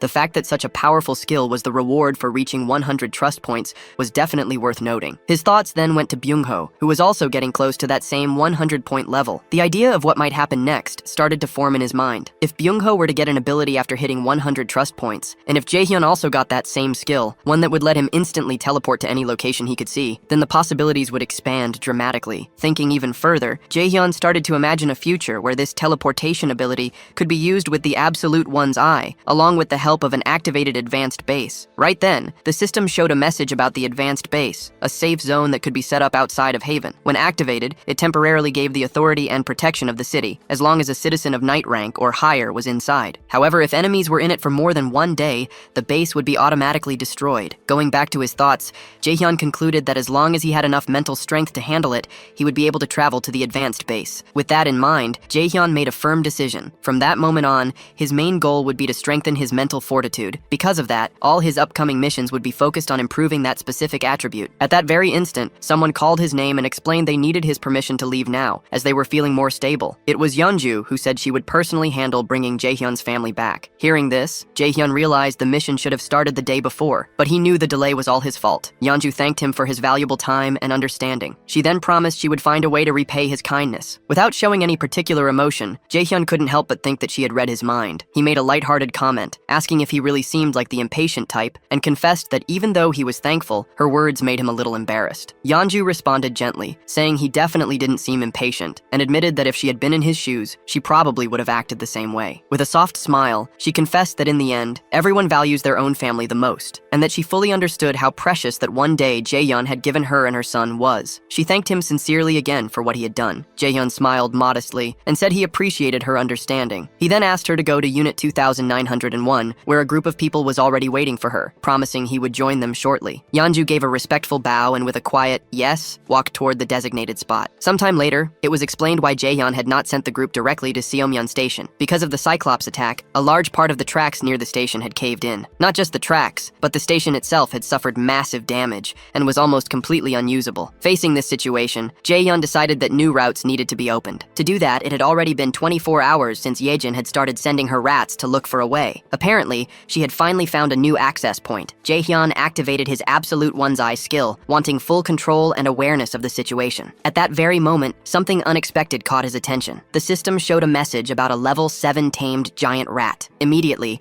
a wave of nervousness went through Jaehyun's body as he understood what this meant. Yejin had evolved. Still shocked, Jaehyun wondered if this was the result of the new ability Yejin had gotten after being officially registered as his retainer. In addition to this, Jaehyun noticed that something was following the rat, but no matter how hard he tried, he couldn't figure out what it was. Suddenly, his vision picked up on something even more alarming. A swarm of zombies of different levels, level 9, level 11, and level 13, emerging right behind. A jolt of fear went through Jaehyun's whole body as, through his powerful ability, he watched this troubling scene start to unfold. Facing that situation, the rat dashed forward at high speed, desperately trying to get away from the zombies that were chasing it with endless determination. But in a completely unexpected turn of events, the rat suddenly stopped. It turned to face the coming enemies, and without showing the slightest bit of fear, growled aggressively at them, showing its teeth with a fierceness that didn't match its size. The zombies quickly surrounded the rat from every angle, blocking any way out. Yet even when faced with so much danger, the rat stood its ground, refusing to move even a single step back. From a distance, Jaehyun watched the scene. Realizing the rat would probably die for no reason if it stayed there, he thought about causing a gas explosion to take the zombies down with it. Nevertheless, even with the threat closing in, the rat remained focused, taking an even more aggressive stance. With a sudden burst of explosive speed, it charged forward. Despite being completely surrounded, the rat managed to dodge every single zombie attack, skillfully weaving between them with surprising agility. Still watching from afar, Jaehyun was thoroughly impressed by what he was seeing. After getting away from the zombies, the rat leaped forward and kept going. Amazingly, it came out of the fight without a single scratch and kept sprinting toward the exit. With only a short distance left, the rat took one final leap and shot through the opening to the outside. However, something was already waiting for it on the other side, silently watching its approach. With its eyes fixed on the rat and its sharp fangs showing, the creature let out a low, dangerous growl. It was ready to pounce at any moment. Instantly, the rat froze, completely paralyzed by a huge fear in the face of the predator's threatening presence. From afar, Jaehyun was caught completely off guard, unable to hide the shock on his face as he watched the unexpected confrontation. In an instant, the level 23 land shark lunged forward with terrifying force. With its huge mouth wide open, it bit down in a single, clean motion motion, swallowing the rat whole. The scene shifted to Jaehyun, who stood in silent despair, deeply troubled by what had just happened. He wondered what kind of creature that was, but more than anything, his eyes widened as he recognized the location, Nampo Station, just a few kilometers from his own home. This hit him hard, making it clear that creatures as deadly as that one were probably roaming near the very place where his loved ones lived, only making the anxiety in his chest worse. Trying to keep his composure, he quickly admitted that he had to hurry. Time was no longer a luxury he could waste. The scene shifted again, this time to Dabin, who was crouched down, sorting through a few boxes. She was clearly exhausted, but also visibly relieved to have finally finished. Suddenly, someone called out to her, the person in charge of that job. She turned her head and saw that it was Jaehyun, who had arrived, thanking her for all her hard work. With a small smile, Dabin replied that she didn't think it was hard work at all, especially since she was being paid for it. She then asked what the new problem was this time. Jaehyun, a little uncomfortable, looked away as he tried to gather his thoughts and figure out the best way to explain the new situation to her. Immediately sensing his hesitation, Dabin became visibly concerned. Now sounding tense and more anxious, she told him to just say what was going on. With a calm and careful tone, Jaehyun explained that he wanted to ask for Yuhiron's help for a specific task over the next couple of days, and that he hoped Dabin could handle things in the meantime. Taken by surprise by the sudden request, Dabin forced a smile to hide her nervousness. With a slightly shaky voice, she asked if he expected her to be completely responsible for everything on her own. Jaehyun then replied that he would only be leaving it in her hands for 2 days. She already knew this meant a lot of work and responsibility. With a skeptical look, she asked if she would get paid extra for the overtime hours she would definitely have to work as the acting lead for those 2 days. Hearing her question, Jaehyun gave a slight smile. Then, with an excited tone, he promised to pay her double for the overtime. The moment he said it, Dabin's face lit up with joy. She could barely contain her excitement, now completely energized and ready to handle whatever came next. Somewhere else, a thick green mist, released directly by the system, completely covered Yuhiron's body. The scene quickly moved to another location, where everyone in the group was now sitting around a table, all eyes on Jaehyun as he got ready to start the mission briefing. Jaehyun began by explaining that, because of the huge Cyclops, getting through Siamayan Station had become much more difficult. He said it would be a shame to completely stop using the subway line. Soon after, Yejin stepped in to explain that the section between Siamayan Station and Beomnagol, all the way through Dekoryang Station, was still perfectly fine. According to her, there were no monsters along that part of the route, so the group could cross it without much worry. She then put a piece of paper on the table, which showed the first main goal of the mission, to secure the route to Beomnagol Station. The man with glasses, visibly uneasy, started to think that the best way to get through the current route would be to fly over it. Suddenly and unexpectedly, Deoksu interrupted, not to say anything important, but just to compliment Yejin on her amazing talent for drawing maps. Jaehyun quickly cut through the mood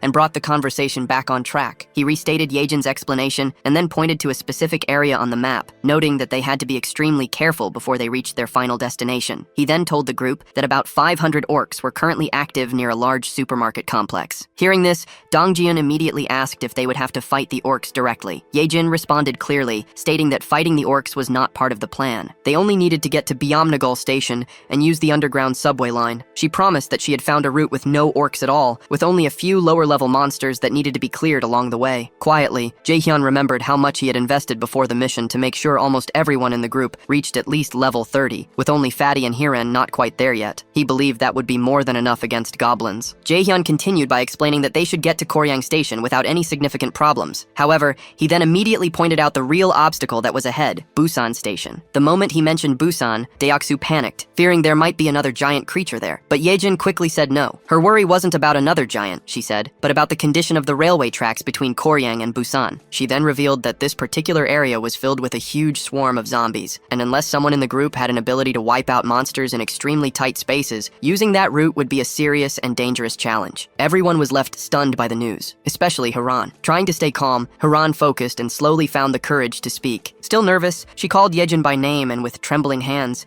said that she thought her ability might be able to help in this situation. Sometime later, the system showed a message saying that the 100,000 weight limit of her poisonous mist had just been reached. Seeing this message, Hiren felt a deep frustration that her contribution was already at its limit. She opened a nearby door where Jaehyun and Yejin were waiting. Both of them immediately started praising her efforts, telling her she did an exceptionally good job. Jaehyun asked if she was feeling okay. Hiren confirmed that she was. Even though she had felt completely drained at the beginning, something powerful seemed to push her through, and now she felt fine. What she didn't know was that the strength she had felt came from Jaehyun, who had secretly upgraded his retainer management level. Jaehyun thought about the cost of the upgrade. It had been expensive, but ultimately worth it since he ended up earning billions in return. Still unsure, Hiran then asked Jaehyun if he was really sure it was okay for her not to go in person. Jaehyun calmly reassured her, explaining that just staying in place and making poisonous mist was more than enough for what the mission needed. With all preparations now complete, Jaehyun activated his Supreme Recluse's Eyes ability and officially declared the Operation Go. Immediately, through his ability, he saw a huge swarm of zombies exactly where they had expected. Suddenly, something caught the zombies' attention, and they all turned at the same time to face whatever was coming. It was a level 3 rat charging quickly toward them at full speed. The zombies were momentarily stunned the instant they realized what, or rather who, was coming. Following the plan with careful precision, Jaehyun opened his inventory in the system. A thick and poisonous green mist was released, spreading quickly over the horde of undead. In perfect coordination, the rat dashed forward at high speed, weaving through the bodies and leaving the zombies behind. Hiran's poisonous mist, when inhaled, causes paralysis by targeting muscles like the diaphragm, eventually leading to suffocation. However, the targets this time were zombies, creatures that are already dead and don't need to breathe. That's why Jaehyun had already expected this limitation and had prepared a backup plan. He had told Yejin beforehand to take over when needed. Soon, among the group of undead, several rats waited patiently, ready for Yejin's command. As soon as the order was given, one of the rats lunged toward a fallen zombie. Through the reflection in the zombie's still open eye, the system captured the exact moment the rat showed its teeth and sank them viciously into the creature. At that precise instant, a system message appeared. A level 11 zombie had been successfully hunted. Along with the experience gained, a deposit of 120,085 won was transferred directly to the digital wallet. But the momentum was suddenly interrupted when Yejin called out to Jaehyun in distress. With urgency in her voice, she told him that something seemed to be wrong with the rats. At that exact moment, the system showed a troubling message. A rat had reached level 9. This news instantly put Jaehyun on edge. He quickly realized the potential danger. If that rat were to touch zombie blood, it might get infected and turn into one of them. Even more alarming was a far more terrifying thought. Yejin herself might have been exposed to contamination through bites or scratches during the battle. In response, Jaehyun immediately asked if the rats were still obeying her commands. Yejin confirmed that they were, although she noted they had become noticeably more aggressive. Relieved,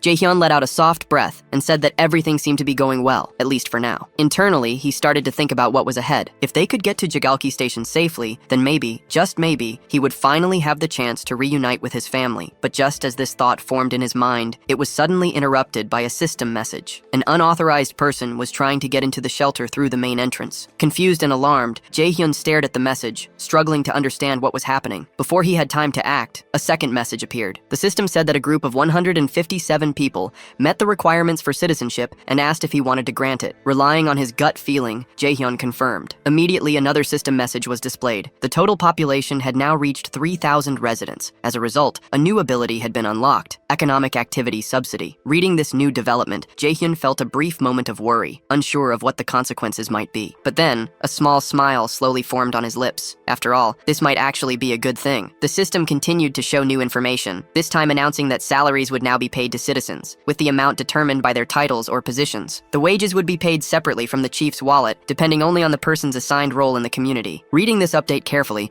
Jaehyun realized this would be the perfect chance to give official titles to Dabin and the whole team responsible for managing public facilities. After all, a weekly salary of 700,001 won perfectly matched a daily wage of 100,001 won, making the accounting simple. Tapping the system's screen, he said that there was no longer any need to pay people manually, especially since doing so before meant giving up on reduced taxes. At the speed things were going, it became clear to him that they needed to expand the department responsible for public facilities. After all, the money given to citizens through the Economic Activity Support Fund was essentially free resources provided by the system. It wasn't a small amount either. Even the 100,001 won paid to each employee was a lot. Doing a quick calculation in his head, if there were 300 workers on the payroll, that was already 30 million and won per day. And if all positions, from basic workers to general managers, were filled, the total amount paid daily could easily reach 50 million and won. Thinking ahead, Jaehyun envisioned that as this money moved around, the total income he got from his tax collection ability would keep growing. On the other hand,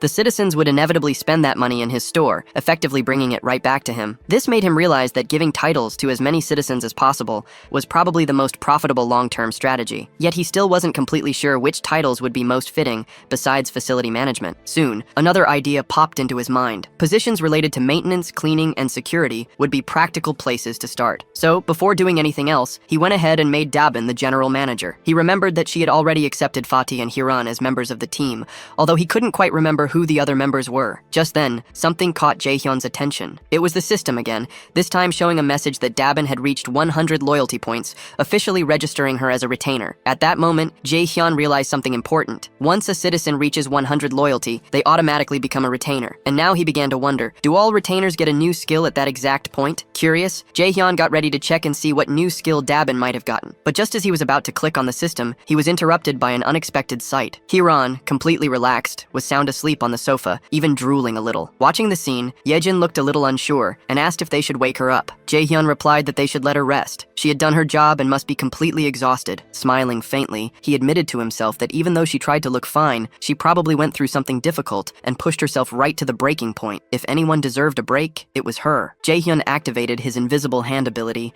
and gently picked her up, carrying her carefully to a bed in one of the rooms so she could sleep more comfortably. Returning to the living room, the two of them talked quietly, agreeing that Hiren was probably having a tough time. Jae-hyun then turned to Yejin and asked how she herself was doing. Yejin responded calmly that nothing was difficult for her, that she was doing perfectly fine, especially now that they had reached the tracks near the station. Jae-hyun nodded in understanding and told her to keep up the good work. She smiled and told him to leave it to her. However, at that exact moment, her expression changed a little. Something made her hesitate. Jae-hyun immediately noticed and asked if something was wrong. She stammered a little and replied that all of a sudden, the connection wasn't working anymore. Jae-hyun, caught off guard, asked what she meant, and she told him to wait a second. Closing her eyes, she tried to reconnect with the link, but apparently it was no use. She then explained that it was probably the distance. It seemed to be just too far this time. Jae-hyun asked whether the link had been working properly before. She said that it was possible to go a little beyond the maximum range if the link was already set up beforehand. However, the link's reach was now only as far as the central station. She then turned to him and asked what they were supposed to do now. Without an immediate answer, Jae-hyun fell into thought. He realized that something always seemed to go wrong at a critical moment, and just beyond the station was the house where his family was supposed to be. He had been counting on using one of Yejin's rats to check the house before making a move. Clenching his fist tightly, Jae-hyun mumbled that this was a complication. Still, he asked Yejin to try to re-establish the link from the central station in any way she could. She agreed, saying she would give it her best shot. Closing her eyes again, she began to focus her powers to restore the connection. With the vision of zombie rats moving through the station still in his supreme recluse's eyes, Jae-hyun reminded himself that they had to try every possible option, and until then, all Kim could do was hope, with all his heart, that his family was still safe. The system now showed the current locations of everyone in the mission. Yejin's rats were moving ahead to scout the path, while Dongyeon's group stayed further back, following at a safer distance. The scene then shifted to the station where Dongyeon's group had just arrived. Everyone stood frozen, completely overwhelmed by what they saw. The whole area was a scene of total devastation. All the surrounding buildings had been turned to rubble, and huge footprints, much bigger than a human's, were deeply pressed into the ground all over the place. John, the man with glasses, stared at the destruction in disbelief and finally mumbled that the sight was incredible. The archer, noticing he was distracted and not focused, told him to start scouting the area immediately. Following her command, John ordered his raven, named Blackie, to start flying above the area. After some time watching through the raven's eyes, he reported that there didn't seem to be any monsters nearby. Deoksu then spoke up, saying that the station itself also seemed to be free of any goblins, and that because of the massive rock slide that happened earlier, they should be able to move through the area without much trouble. John agreed, and commented that it was probably because no sane person or creature would dare go near a place with so much destruction. With a hint of worry in her voice, the healer mentioned that night was falling fast, and that they should find somewhere safe to stay until morning. The archer quickly reassured her, explaining that based on how goblins usually act, nighttime was actually the safest time, since goblins tend to hide or go to sleep once it gets dark. At this point, Dongyeon looked deep in thought. After a moment of silence, he spoke, saying that they should keep moving. If anything really dangerous happened,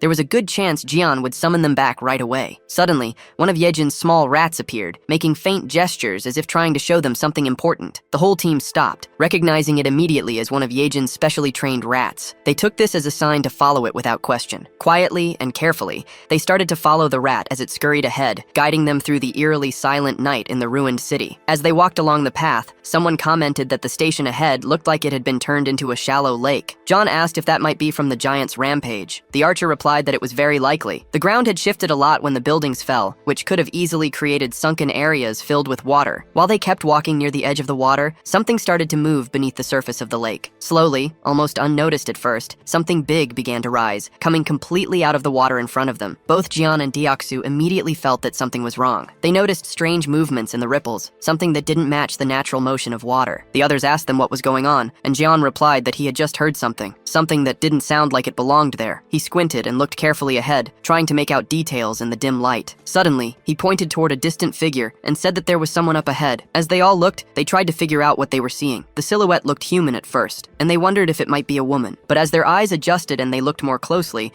they noticed something strange, something moving behind her. It was a tail. The creature stared directly at them with a strange intensity, and then it opened its mouth wide and let out a deafening, high-pitched scream that cut through the still night air. In immediate panic, the healer shouted a warning to everyone, telling them to cover their ears as fast as they could. The creature, despite looking like a woman, was no ordinary monster. What stood before them, shrieking in a voice that seemed capable of tearing through their very minds, was in reality a siren. In a sudden, desperate reaction, everyone in the group instinctively raised their hands to tightly cover their ears, trying to block out the piercing, bone-shaking scream of the siren. Deoxu quickly started to show visible signs of exhaustion, struggling to keep his hands pressed firmly against his head, his arms trembling under the strain. Meanwhile, Yeonju looked around in shock, unable to understand what was happening, her voice full of disbelief as she questioned the situation. Deoxu, even more bewildered, realized with growing horror that his body was starting to move on its own, his limbs betraying him, as if something else were controlling them. Moments later, as if pulled by an unseen force, both he and Yeonju started to slide helplessly toward the edge of the lake. The pull was strong and relentless, and they were dragged across the ground without being able to stop. When Yeonju hit the ground and felt the cold water, she immediately understood the danger. Watching Deoxu move toward the water so fast, she felt that if he kept going, he would be in serious trouble. Suddenly, at that very moment, sharp fangs came out of the water and lunged toward her feet, forcing her instincts into high gear. Reacting instantly, she tried to swim upward to the surface, but the monstrous creatures grabbed her legs with vicious strength, pulling her back down into the water with raw, angry force. Meanwhile, back above the surface, Dongjun and the others were still in a battle of endurance, struggling to withstand the siren's terrible scream. Their faces twisted with pain,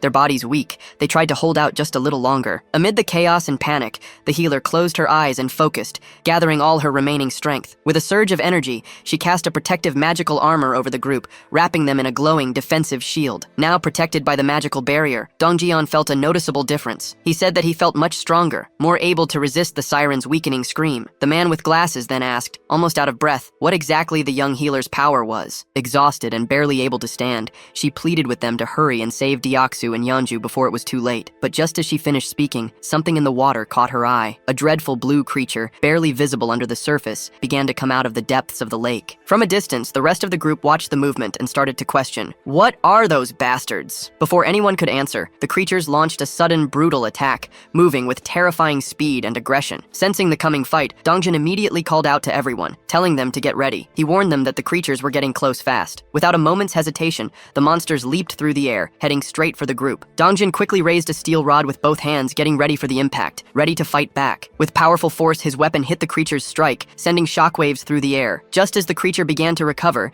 it was hit by a well-aimed arrow, finally falling down. However, only one of the monsters was defeated, while several others kept coming out of the shadows. The female archer, clearly frustrated, mumbled under her breath about the endless wave of creatures. Without delay, the monsters reached the surface, surrounding the group from all sides with terrifying speed. In growing distress, Dongyeon insisted that they couldn't waste time. They had to save Deoxu and Yeonju now. Meanwhile, from the other side of the lake, something began to get the creature's attention. It was the werebear woman returning from the depths, carrying Deoxu in her strong arms. As she came up, Deoxu gasped and coughed, getting the water out of his lungs. He mumbled that he honestly thought he was going to die. Overcome with relief, the group's faces lit up with joy at the sight of their safe return. Deoxu then turned to Yeonju and, with deep sincerity, thanked her for saving him. But their moment of reunion was suddenly interrupted. The bastards started their relentless attack again, not giving the group a second to breathe. The team quickly realized the creatures weren't going to let up, not even for a moment. Deoxu immediately activated his magical armor, his body lighting up with protective energy. As the monsters kept charging forward,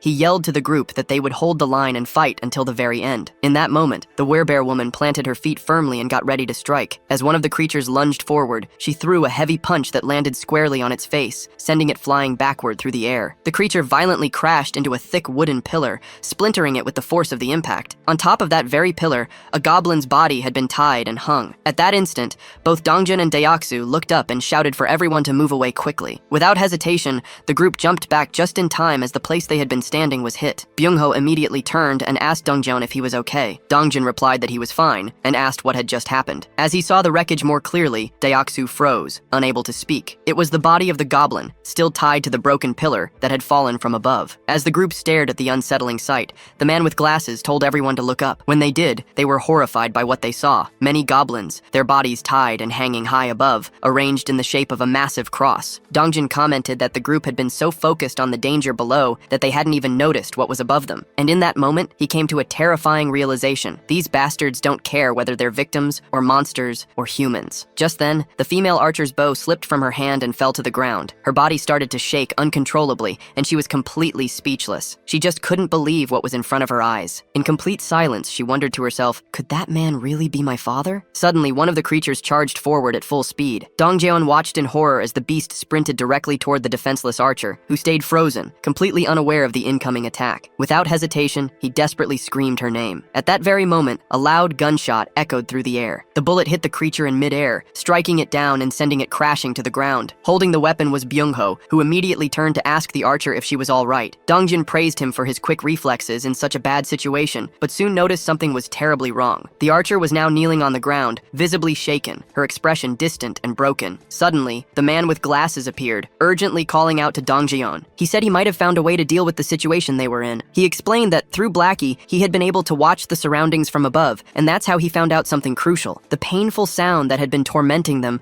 was also what was controlling the creatures. Dongjin was taken aback by the news. The man with glasses added that he still couldn't fully understand what the siren was saying, but he noticed that every time she opened her mouth, the fish-faced creatures reacted and started to move. He then said that if they could find a way to cut off the sound, it was very likely the creatures would lose their coordination and go away because they wouldn't have a leader. In the middle of this tense and more hopeless situation, Dongjeon agreed that the idea was worth trying. However, he was worried that the creatures wouldn't give them a chance to make it happen. Wanting to be clear, Deoksu asked directly if the whole plan was simply about stopping the sound. Dongjeon confirmed it with seriousness in his voice. Then, with determination in his eyes, Deoksu declared that he would be the one to bring that thing down, and that he had a plan. Meanwhile, on the other side of the battlefield, the siren opened her mouth once more, releasing the dreadful sound, and like obedient soldiers, the creatures responded as if getting ready for another coordinated attack. Watching their behavior closely, Dongjeon noticed that the creatures were changing their formation. The man with glasses guessed they must have realized the group's new goal was to shut the siren down. Dongjeon then turned to Deoksu and asked if he could really count on him. Deoksu confidently answered yes, urging everyone to trust him, and made it clear that all they had to do was open a path for him. He would take care of the rest on his own. Without hesitation, Healer said she would stay behind to protect the group. And with the plan now in motion, the group charged forward with total determination. Each member of the team focused only on creating that crucial opening for Deoksu, attacking the enemies without mercy, and taking down one creature after another with relentless resolve. Dongjin paused for a brief moment, looked back at Deoksu and shouted for him to move now, that this was the chance. Deoksu locked onto his target, planted his feet, and gripped his halberd with precision and strength. Then with all his might, he threw the weapon through the corridor, aiming straight for the siren. The weapon cut through the air at incredible speed, but the siren reacted quickly, dodging with ease. The halberd missed and kept going, clattering past her. The group froze in shocked silence, watching as the opportunity they had worked so hard for vanished in a single instant. Deoksu remained completely unfazed. The siren burst into a crazy laugh, along with her ugly creatures making fun of his failure. But Deoksu simply smiled, calm and collected. With a sharp look in his eye, he asked Dongjin if he had already forgotten something. Confused and frustrated, Dongjin didn't understand what he was talking about, until in a sudden realization, his eyes widened. With a hint of sarcasm, Deoksu then asked, "What's the best way to deal with a fish?" As he spoke, he lifted his hand and activated the recall command on his halberd. The weapon obeyed, and on its way back, it sliced cleanly through the siren's back, stabbing her and cutting off her laughter for good. At that moment, the system notified the group. A level 33 siren had been hunted down. Experience points had been given. The halberd returned to Deoksu's hand as everyone turned to stare at the siren's lifeless body. The fish-faced creatures became confused, clearly lost without their leader, and quickly went back into the depths of the lake. This sudden disappearance brought a wave of relief over the group, as they now had one less threat to face. Without wasting a second, Dongjin went to the archer and gently asked how she was doing. She was still trembling, unable to calm herself. Concerned, Healer turned to Dongjeon, asking what they should do now. Dongjeon thought about going to find Jaehyun. Then, the archer suddenly revealed, with a trembling voice, that one of the bodies hanging on the crosses above was her father. Dongjeon was speechless. He quickly turned around, unable to accept that his father-in-law could be among those beaten-up victims. Overwhelmed by a deep, unbearable sadness, the archer collapsed into uncontrollable tears, grieving for her father. Beside her, Dongjeon fell to his knees, consumed by panic and disbelief. The whole group around them felt the weight of her sorrow as if it were their own. And right there in front of them, hanging from a cross in a terrible state, was her father's body, a heartbreaking sight that hurt the soul of every person who saw it. At that very moment, the system showed a mission reconstruction screen, this time with the archer as the target. The reward? To bring her father back to life. However, the system clearly warned learned that bringing him back was only possible within the boundaries of the absolute domain. Staring at the screen in a mix of urgency and desperation, Jaehyun tapped quickly on the system window, trying to finish the reconstruction process. Yejin, seeing him in such a state of despair, was absolutely stunned by his behavior. But then all of a sudden, Jaehyun stopped. He started to think more deeply about the situation and the trust the group had placed in him. He knew that if things had gotten to a point where lives were really in danger,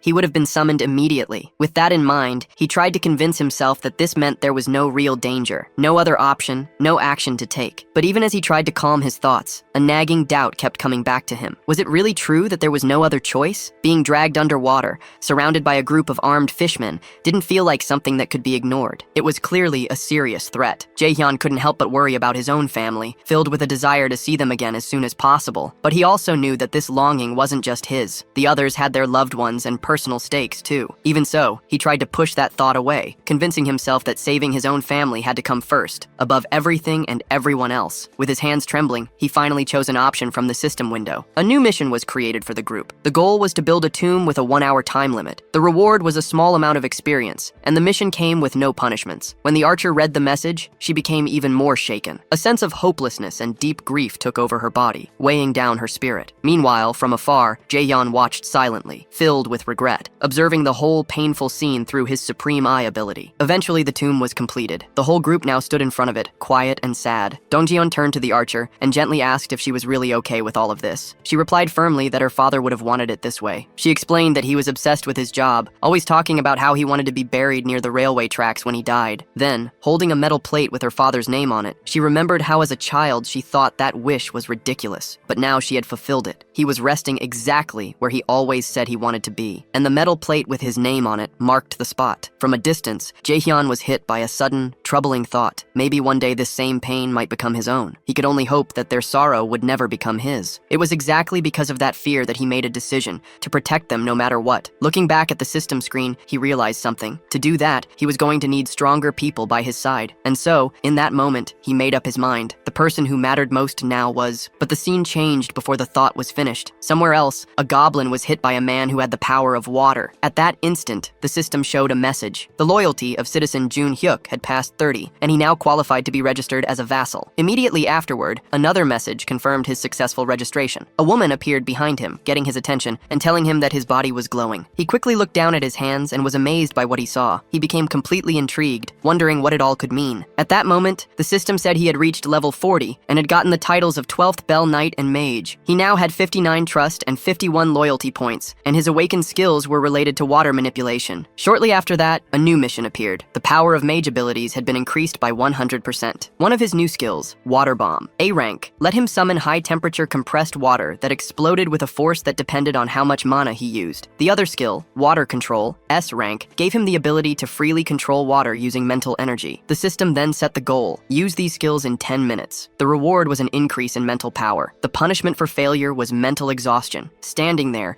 Jun Hyuk was stunned by what he saw in front of him. The mission message appeared again. As he read it, someone nearby asked if he was okay, but he replied by asking for a moment. A smile slowly spread across his face as he began to understand the mission. He quickly realized there were more than enough enemies nearby to use his powers on. Without delay, water started to appear around him, beginning the challenge. A massive sphere of water formed in front of everyone, leaving the goblins completely shocked and unprepared. Then with confidence, Jun Hyuk said the command, "Water Bomb!" He threw it forward, hitting the group of goblins without mercy. The resulting explosion created a crater in the ground, leaving every single one of them dead as Jun Hyuk watched in silence. He held out his hand again, activating the water control ability. With strong focus, he began to lift the drops of water into the air. What happened next surprised two men who were quietly watching everything. The man wearing a black coat asked in complete disbelief if it was really Jun Hyuk doing all of that. The other man confirmed it, saying that what they were seeing was indeed Jun Hyuk's power. With a smile on his face, Jun Hyuk let the tiny drops fall slowly, like gentle rain, still under his complete control. Immediately after, he fell to his knees on the ground, lifted his arms up, and started to give thanks for the kindness he had just experienced. The two men, now even more confused, started to wonder aloud whether he might be losing his mind. At that exact moment, the system showed a message saying that both his trust and loyalty had increased, that the mission had been successfully completed, and that 70,251 won had been used. Seeing all of this, Jaehyun was completely taken aback. He really didn't expect an S-rank skill to be awakened in that way. With this event, Jun Hyuk became the second person to have an S-rank skill after Yeonju. Jaehyun started to think, considering how surprising it was, especially since Jun Hyuk's original ability was just B rank. tank, a skill that used mental energy to make water. He hadn't imagined it would get so much better. Now he wondered if this huge growth was because of Jun Hyuk's high level. Standing in front of the system window, he admitted to himself that this outcome was unexpected, but he was happy with the result he had gotten. Internally, he remembered that when the ability was still B rank, he would use mental energy to create water in any form. Now he wondered how this type of use fit into the overall strategy, the metaphorical board of pieces. He noted that in Donggyun's group, there was no need to add a new piece, since the team was already well balanced. As he thought about what his next move should be, Jae-hyun kept staring at the screen. The screen now showed a message about a goblin hunt. Level 6 goblins were being eliminated one by one, and both experience points and money were being added to the account. Reading this message left Jae-hyun in shock. It was already late, yet there were still people out there hunting. Suddenly, the system showed another message. The skill level had increased, and the declaration of return to home had now reached level 20. With this, 3 more skill points had been gained, along with a brand new ability. Jae-hyun went into a state of panic as he read the latest update. The system also told him that the territory was expanding, and with that expansion came an intense, unbearable pain that spread through his whole body. He screamed, overwhelmed by the pain, while Yejin watched in terror, completely unsure what she should do. The pain became excruciating, but despite it, the territory kept expanding further and further without stopping. With his vision blurry, Jae-hyun barely managed to see Yejin as she urgently asked if he was okay. Jae-hyun was overwhelmed by a pain much greater than any he had ever felt before. It felt as though huge needles were tearing through his body, ripping him apart from the inside out. Yejin kept going, her voice filled with desperation, telling him to breathe. Frantically, she asked what she could do to help him in that critical moment, visibly shaken and desperate to ease his suffering. Jae-hyun forced his eyes open, his mind clouded and dazed. Through his blurry sight, he caught a glimpse of her face, partly hidden by the haze of confusion and the relentless pain. Startled, he realized she was getting dangerously close to his face, inching toward him with a clear intention. With a strained voice, he asked her what exactly she thought she was doing. Embarrassed and flustered, Yejin immediately backed away in a hurry, apologizing a lot. She quickly explained that for a moment she was afraid he had stopped breathing and was about to do CPR on him, but before she could continue, Jae-hyun cut her off, firmly telling her that he was fine. Behind him, Blackie was crying, visibly upset and worried. Jae-hyun reached out, gently stroking Blackie to calm him down, softly repeating that everything was going to be all right. Still getting his composure back, Jae-hyun activated his ability, Supreme Eyes. Through the lens of his awakened power, he watched the expansion happening and was immediately taken aback by how huge it was. The zone had spread both to the west and to the north,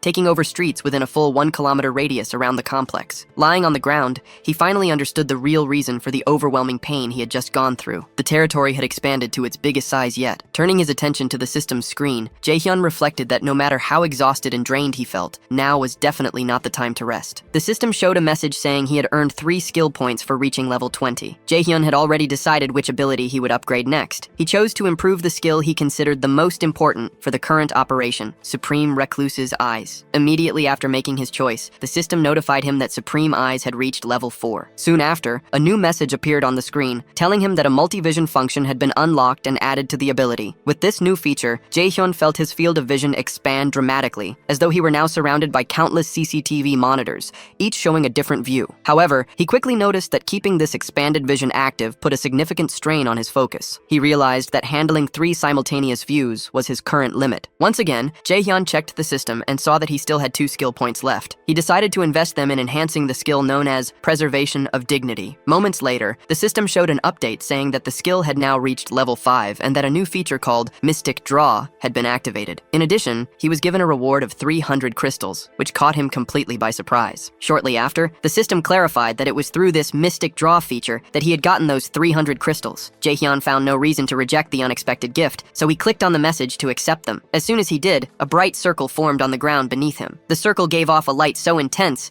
that it was uncomfortable for Yejin, Blackie, and even Jae-hyun himself, forcing them to shield their eyes. After a few moments, the circle of light disappeared, yet a concentrated, powerful glow remained in the air. From within this brilliant light, an object began to appear. It was a ring. The system quickly told him that this was a communication ring, made specifically to send Jae-hyun's voice directly to his vassals. Jae-hyun slid the ring onto his finger, still unsure about its practical use. As he thought about its function, it became clear to him that its ability to project his voice could be perfectly suited for Dabin. But then he remembered that Dabin had already been officially registered as one of his vassals. He went into the vassal management interface in the system, which showed detailed information about Dabin. Level 25 holding the title of 11th servant, trust at 77, loyalty at 100, and a newly awakened skill, telepathy. Stunned by Dabin's new ability, Jaehyun admitted to himself that telepathy was indeed the perfect skill for someone with such communication-driven responsibilities. Suddenly, through the multi-vision function of his ability, Jaehyun saw a troubling scene. 50 people were crammed together, sharing a single housing unit to sleep in. Inside that crowded unit, Dabin tried to explain to the agitated group that the situation was only temporary. However, her words were met with anger and indignation, as if she were treating them like they were unimportant. One man, visibly furious, raised his voice and shouted, reminding her that they had all seen countless empty houses along the way. He demanded to know what she was even talking about, as though her excuses were completely unreasonable. Clenching their fists in frustration, several others stepped forward, insisting that at least the children should be allowed to sleep comfortably. They demanded that some of the vacant rooms be opened up,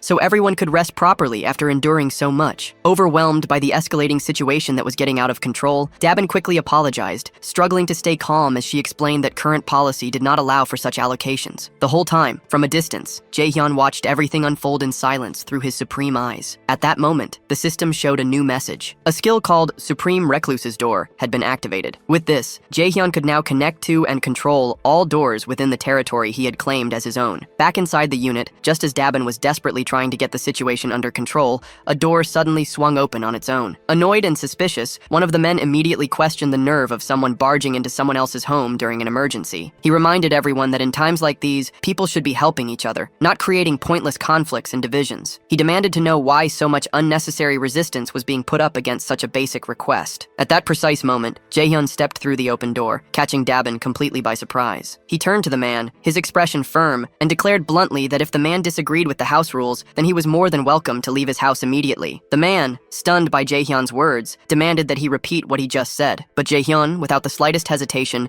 simply proceeded to kick him out on the spot. Seeing this sudden and firm action, the rest of the group started mumbling among themselves, noting how things had suddenly calmed down. Jaehyun then turned to face them all and asked a sharp question, asking if anyone else had complaints they wanted to bring up. With a cold and determined tone, he announced that from that moment on, the electricity, water, and gas supply to that entire unit would be cut off. Hearing this, a young woman, visibly alarmed, asked if he was serious about such an extreme measure. Jaehyun looked her in the eyes and responded shortly that, in fact, that's exactly the question he wanted to ask them. With a firm look, he stated that it was no coincidence they appeared right after the giant fell. He then asked if they came because they thought this place was capable, just like so many others who arrived every single day with the exact same mindset and expectations. His words hit the group like a bolt of harsh reality, leaving them momentarily speechless. But Jaehyun didn't stop there. He continued explaining that giving in to such demands would lead to three major problems. First, all the empty rooms would eventually run out, making it impossible to fit in new people who genuinely needed a place to stay. Second, the residents who had been living there, those who were already settled and following the rules, would start to feel disrespected. And third, once they gave in to one demand, the cycle of requests would never end. With absolute ruthlessness, Jaehyun raised his voice and declared that the basic rights and welfare they expected to find there simply did not exist. He stressed that the South Korean government had already fallen, and that he, standing before them, was not the representative of anyone's ideals or dreams. He admitted that some might see him as a tyrant, abusing his power, but he warned them that the world had become far too brutal, far too unforgiving,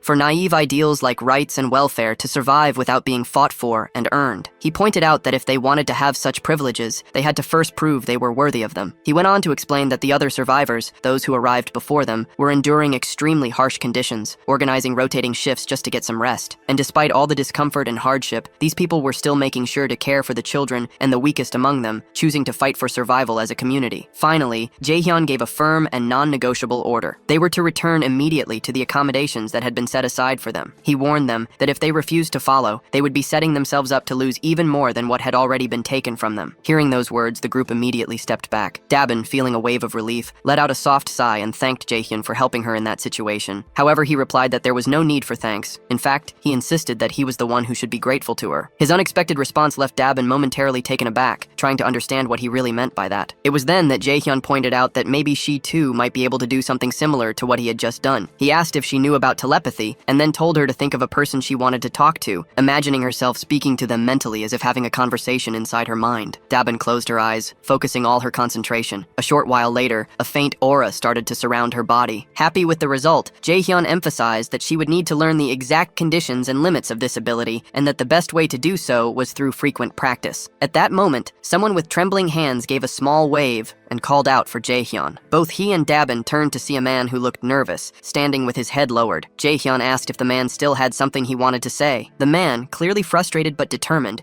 admitted that he knew he was being bold, but he needed to ask if Jaehyun might consider forgiving the friend who had been kicked out earlier. Jaehyun questioned why he would do such a thing. The man explained that Yoonsik, the one who was expelled, was the only person who dared to say what everyone else was already thinking, and he didn't think it was fair for Yoonsik to be the only one punished. He then leaned forward respectfully and said that he would accept any punishment himself, but begged Jaehyun to show mercy toward Yoonsik. Jaehyun silently thought about whether it was time to bring Sung Yoonsik back, knowing deep down that it was not right to take someone's life just to set an example for others. Firm in his decision, he opened the system and noticed that the man was still standing in front of the door, not having gone anywhere. Looking directly at him, Jaehyun asked for his name. The man answered that he was called Kyung-hoon. Jaehyun then told him that he would give Yoonsik his citizenship back. Kyung-hoon was taken aback when Jaehyun went on to say that he would also restore electricity and water service, though not the gas supply. Before Kyung-hoon could respond, Jaehyun added that he was doing this out of respect for the man's courage, and warned that there would be no second chances, and everyone needed to understand that clearly. Right after, the system sent a message that Yoonsik's citizenship had been officially restored. Kyung-hoon, visibly relieved,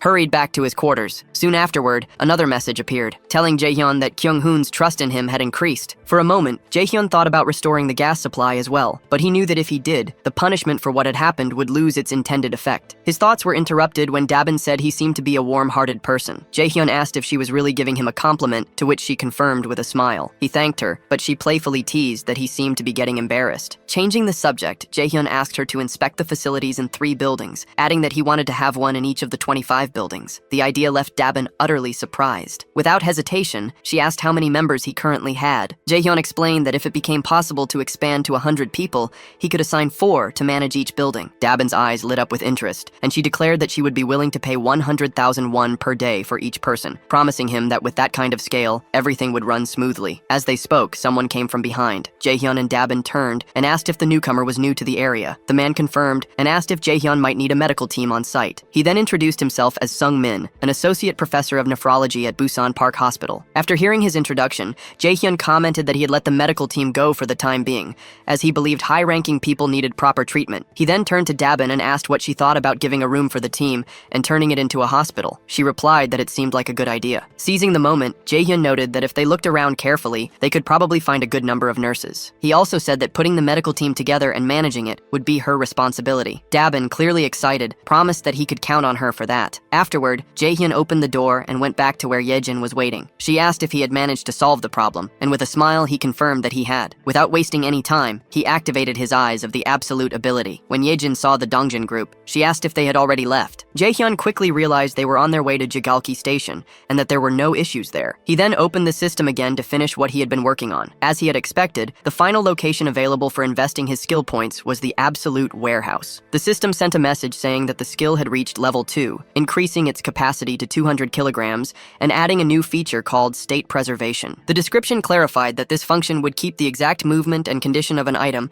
as it was the very moment it was stored. Realizing that the capacity had now doubled, Jaehyun immediately understood that he could use the warehouse much more freely and strategically. His thoughts quickly went to the true potential of this new function. It didn't take long for him to realize that, if used correctly, it could become something extremely powerful. Without hesitation, he opened the store and bought an S&W revolver, along with 100 rounds of .38 caliber ammunition, which started to appear in front of him. He figured that if the movement of the firing mechanism was kept, then upon summoning the warehouse, the action would pick up exactly from where it had been paused. With the gun in his hand, he held out his arm and calmly told Yejin to cover her ears for a moment. She stared at him in alarm, her unease growing quickly when she noticed he was holding a gun. Jaehyun reassured her that it would be over quickly, and with his finger on the trigger, he gave the command, "Store in the warehouse." Immediately afterward, he pulled the trigger. The gunshot cracked loudly through the room, echoing with force, but almost instantly, the system confirmed that the storage was flawless. Feeling a surge of excitement, Jaehyun stepped out onto the balcony of the building, his mind already testing the possibilities of his prediction, while Yejin remained frozen in shock at what she had just seen. Holding out his hand, he focused hard and gave the command, "Summon." From the system's storage window,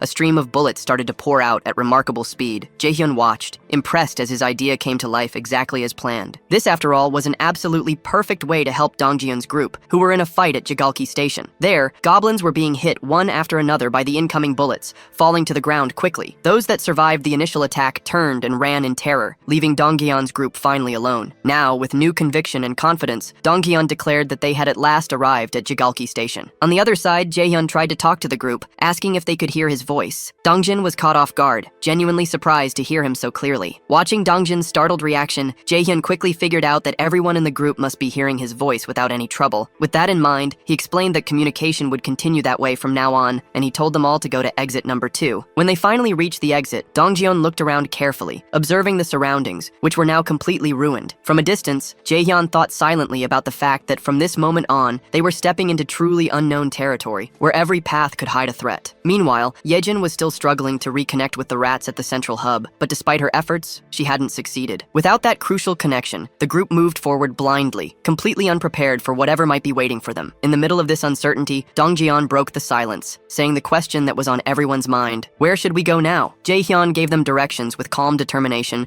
guiding them toward the large road that stretched to the left. He explained that if they followed it for about 1 kilometer, it should bring them closer to their destination. At that very moment, something suddenly appeared, getting Dongjin's immediate attention. Through the gleaming reflection in the eyes of the creatures, it became clear that the group was in a panic. They scrambled desperately, trying to get away from the vicious fangs of the beast. Dongjin, overwhelmed by discouragement, remembered how exhausting and dangerous it had been to face the fishmen earlier, and how they had barely managed to get away alive. Now, standing before another huge challenge, he was face to face with a colossal shark. In an instant, the creature opened its huge jaws, showing rows of razor-sharp teeth ready to tear them apart. Dongjin reacted by instinct, grabbing a heavy iron bar to protect himself from the coming strike. The man with glasses raised his weapon and let loose a storm of gunfire at the shark, the bullets hitting its body, leaving the beast dazed and confused. Taking this chance, Dongjin charged forward with determination, giving a decisive and powerful blow directly against the terrifying shark's fin. At the same time, the werebear woman threw herself into the fight, leaping with unrestrained fury. She crashed down on the monster's head with brutal force, giving it a devastating wound. Almost instantly, the system sent a message announcing that a level 24 shark had been successfully hunted. Experience points were added, and a sum of money was automatically deposited as a reward. Afterward, Dongjin signaled to the man with glasses. She focused hard, connecting her mind to her raven, Blackie, and immediately got a sweeping aerial view of the area. The man with glasses froze, stunned by what he saw through the shared vision. Without hesitation, he warned the group that the whole surrounding area seemed to be filled with fish. At that tense moment, yet another figure suddenly appeared, and the whole group found themselves staring directly at an overwhelming presence. Almost at the same time, as Daeoksu looked up, he noticed movement above them. It was not a single creature, but countless blue figures that looked like swordfish quickly closing in from the sky. The group got ready for yet another immediate fight. As the creatures got dangerously close, Dongjin called upon Daeoksu. He raised his halberd high, focusing his energy, and his armor activated with a flash of power. In the exact moment Daeoksu struck with deadly accuracy, his blow landed true. The system immediately said that a sky blue marlin had been successfully hunted, rewarding them with extra experience points and money. Without a moment's pause, the archer woman let loose a flurry of arrows, her shots rapid and unrelenting, cutting down the creatures that stubbornly lingered in the air. Her voice rang out with total conviction,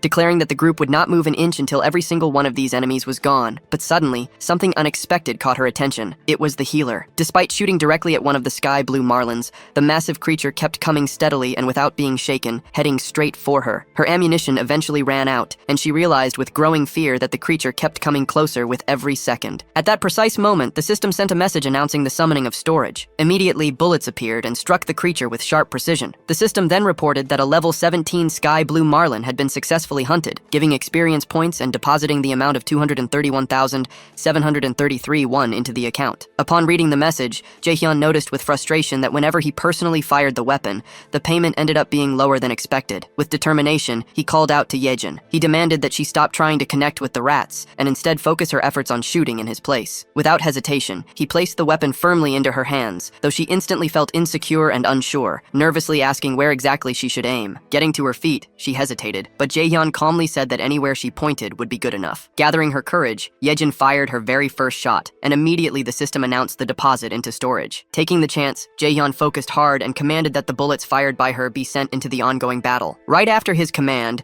countless system windows opened in front of them, acting as gateways through which the bullets traveled, going directly into the battlefield and hitting their targets. The system then said that another level 17 sky blue marlin had been hunted, giving extra experience points and depositing more money. In the middle of the situation, Yejin urgently warned Jaehyun to step aside and reload quickly so that the assault could continue without delay. Understanding the urgency of the moment, Jaehyun thought silently that the overall efficiency of the operation had now increased for the 6th time. Even though he felt real pity for Yejin, who was clearly overwhelmed, he knew deep down that this approach was absolutely necessary. At that instant, the door swung open. Hiran, known as the Poison Girl, entered the scene, her expression filled with curiosity as she took in the chaotic sight. Upon noticing Yejin firing repeatedly, she asked the reason for the gunfire, trying to figure out whether what she was seeing was real or just some kind of illusion. In the middle of the chaos, a massive creature suddenly tried to attack. However, both Dongjeon and the werebear reacted quickly, dodging the violent attack just in time. The creature revealed itself to be red, with the huge and terrifying form of a monstrous crab. Distressed and exasperated, Dongjeon asked aloud whether this was some kind of twisted joke, and desperately questioned if they were really expected to try and defeat such a horrifying monster. The giant crab prepared to attack, raising its massive limbs with a menacing weight. It struck down with such force that the ground itself shook violently, but Dongjeon and the werebear woman managed to dodge in time, barely escaping the devastating blow. Her eyes stayed firmly on the target, burning with determination. The werebear woman let out a powerful cry, calling for the healer. He immediately understood the signal, raised his hand, and wrapped her in a radiant aura. Covered in that energy, her body shot forward with explosive speed. With fierceness, she grabbed hold of part of the creature's massive structure, opened her mouth wide, and filled with fury, sank her fangs deep into its flesh. At the same time, Dongjun charged toward the monstrous enemy, gripping a long iron rod with both hands. At just the right moment, he stopped his sprint and threw the weapon with precise strength, sending it flying straight into the target and piercing the very center of its head. From behind the crab, the werebear woman emerged once again, moving relentlessly, her determination unshaken and fixed entirely on her goal. She unleashed a decisive strike on the creature and quickly pulled back. To her shock, however, she realized that the beast was completely unharmed. Its thick shell was not affected by her attack. Then Byung-ho shouted for everyone to fall back. From above, he raised his weapon, held it firmly, and focused all his attention on the crab. Without stopping, he began firing, letting loose a relentless storm of bullets that rained down on the creature's dreadful body. Amid that chaos, Dongjeon commented on the insane durability of the enemy, his voice heavy with frustration, and he questioned what they should possibly do now. His eyes stayed on the beast, and for a fleeting moment, doubt took hold of him, as he wondered if there was truly no chance of victory. At a certain distance, carefully watching everything, Jaehyun noticed something crucial. He realized that this creature was not like the ordinary enemies they had faced before. What they needed was not just sharp hits, but a blow of overwhelming impact, something heavy and crushing like a hammer. Accepting this, he began to search frantically for an object that could deliver that kind of force. His eyes scanned every corner until finally he found a gem. A satisfied smile spread across his face, for he had found exactly what he was looking for. The system quickly told him of an item being stored in the deposit. Through his ability of communication, Jaehyun told the werebear woman that when he gave the signal, she had to leap onto the crab's shell because he had found something that could break through it. Soon after, Jaehyun raised his hand and summoned a heavy barbell, which started to appear right in front of him. Internally, he apologized to the boy who used to own it, silently promising that he would buy a new one for him later. His plan was clear. First, he let the heavy bar fall freely, letting gravity build up its full energy, and only then did he store it in the deposit. Immediately afterward, Jaehyun brought the bar back again. It shot forth through the system's window and flew toward the center of the crab's head. At that exact moment, he used his communication skill and gave the long-awaited signal to the werebear woman. The bar pierced the target with brutal force, splitting open its head and sending streams of blood spurting outward. Without hesitation, the werebear woman launched herself straight at the point of impact. Her claws were ready, sharpened and gleaming, her body fueled entirely by determination and fury. She closed the distance with fierce speed and struck with deadly precision, delivering the finishing blow that successfully ended the beast. The system immediately registered the successful hunt of the giant crab, level 35, giving experience points and depositing money into their account. Yet even after their victory, the path home looked like nothing less than a chaotic marketplace of sea monsters. Every kind of fish and crab-like abomination kept attacking mercilessly without a break. Jaehyun understood that without his support, the group would have faced countless situations that could have ended in tragedy. He accepted, with heavy resignation, that this place was simply too much to handle, even for Dongjeon's group. He thought about how, despite everyone being awakened and armed, they still struggled just to go a single kilometer. Now he had to finally admit to himself that the chances of his family being alive were almost zero. The closer he got to his home, the stronger the fear grew inside him. Still, even if there was just a 1% chance, he knew he couldn't let himself lose hope. Using his ability, he looked at the surroundings and noticed a ruined but familiar street. He thought that just beyond the narrow alley was his home, but suddenly, something unusual caught his attention. A tree. Through his communication skill, he told the group to stop immediately. He knew this city well. It was the place where he was born and raised, and he was sure of what belonged there and what did not. Observing carefully, he realized that there had never been a tree like that on the main road. And even if there had been, the city would never have left it standing there. This meant that the tree appeared only after the world had fallen apart. Using his ability once more, Jaehyun pointed out the strange thing to everyone. He asked if they too could see the massive tree ahead. The group confirmed that they could. Jaehyun then declared firmly that the tree was not what it seemed. It was a monster. He told them to get ready for an attack. At that very moment, something strange happened. A single enormous eye opened on the trunk of the tree. In front of the group, the figure woke up, and everything around them started to shake, as if the world itself were backing away from its presence. The archer remained firm, her gaze fixed upward. A shot was released, flying toward the monster and piercing a part of its trunk. Yet that was not enough to stop it. With each passing instant, it rose higher, lifting itself from the ground as though leaving the very surface that once held it. Faced with that overwhelming threat,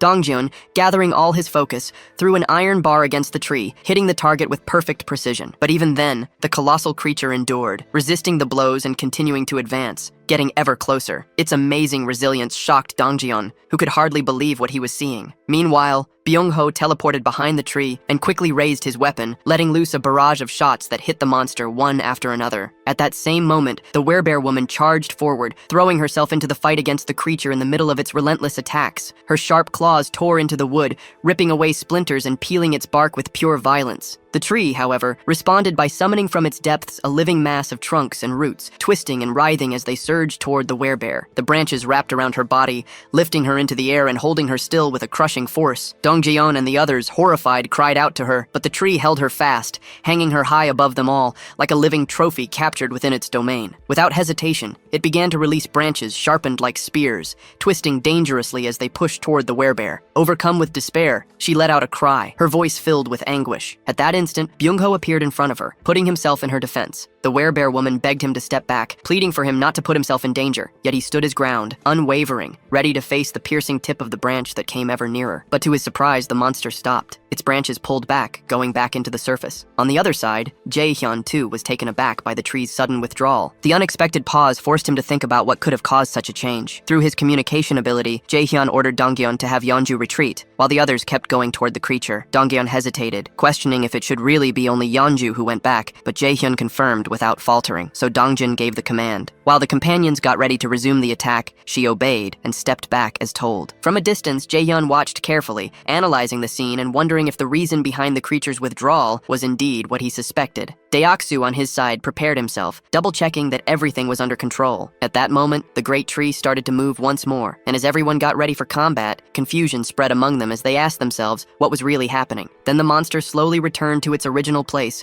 as though nothing had happened. Jae-hyun, ever watchful, began to think, could it be that the creature doesn't attack humans at all? He noticed that ever since Yeonju had taken on her werebear form, the monster had aimed its aggression only at her. Gradually, the conclusion took shape in his mind. Maybe it was specifically the werebear form that made the creature angry. Jae-hyun continued to watch closely, but suddenly the massive tree rose once again. From the other side, a shark appeared, charging fiercely toward the tree with its teeth showing wide. The branches came out once more, striking the shark deep. From this, Jae-hyun felt certain the tree did not attack humans. With this realization, he commanded the group to ignore the creature and keep going, since it showed no hostility toward them. Dongjeon accepted the order, and the group moved on, step by step, until something stopped their progress. Dongjeon immediately signaled Jae-hyun, who silently prayed that the exact location of the tree would not be revealed. The group stood before the gigantic tree, questioning whether they had arrived at the wrong place. With trembling hands, Jae-hyun confirmed there was no mistake. This was indeed the place where his father, mother, grandfather, and grandmother were supposed to be. Rage took over him, and he became convinced that this monstrous tree had no right to be in that sacred space. Firmly, he decided it had to be destroyed immediately. His plan was to surround it with gasoline and set it on fire, certain that only by turning it to ashes would he feel satisfied. He realized that Dongyeon's group could be summoned not only by his own hand, but also through his vassals, which meant the destruction could begin without delay. At that moment, a system message revealed the presence of one of Jae-hyun's blood relatives nearby. Suddenly, a voice rang out, shouting to know who was there. A blinding light shone on the group, forcing them to shield their eyes. An old man emerged, looking at each of them carefully, accompanied by two other figures.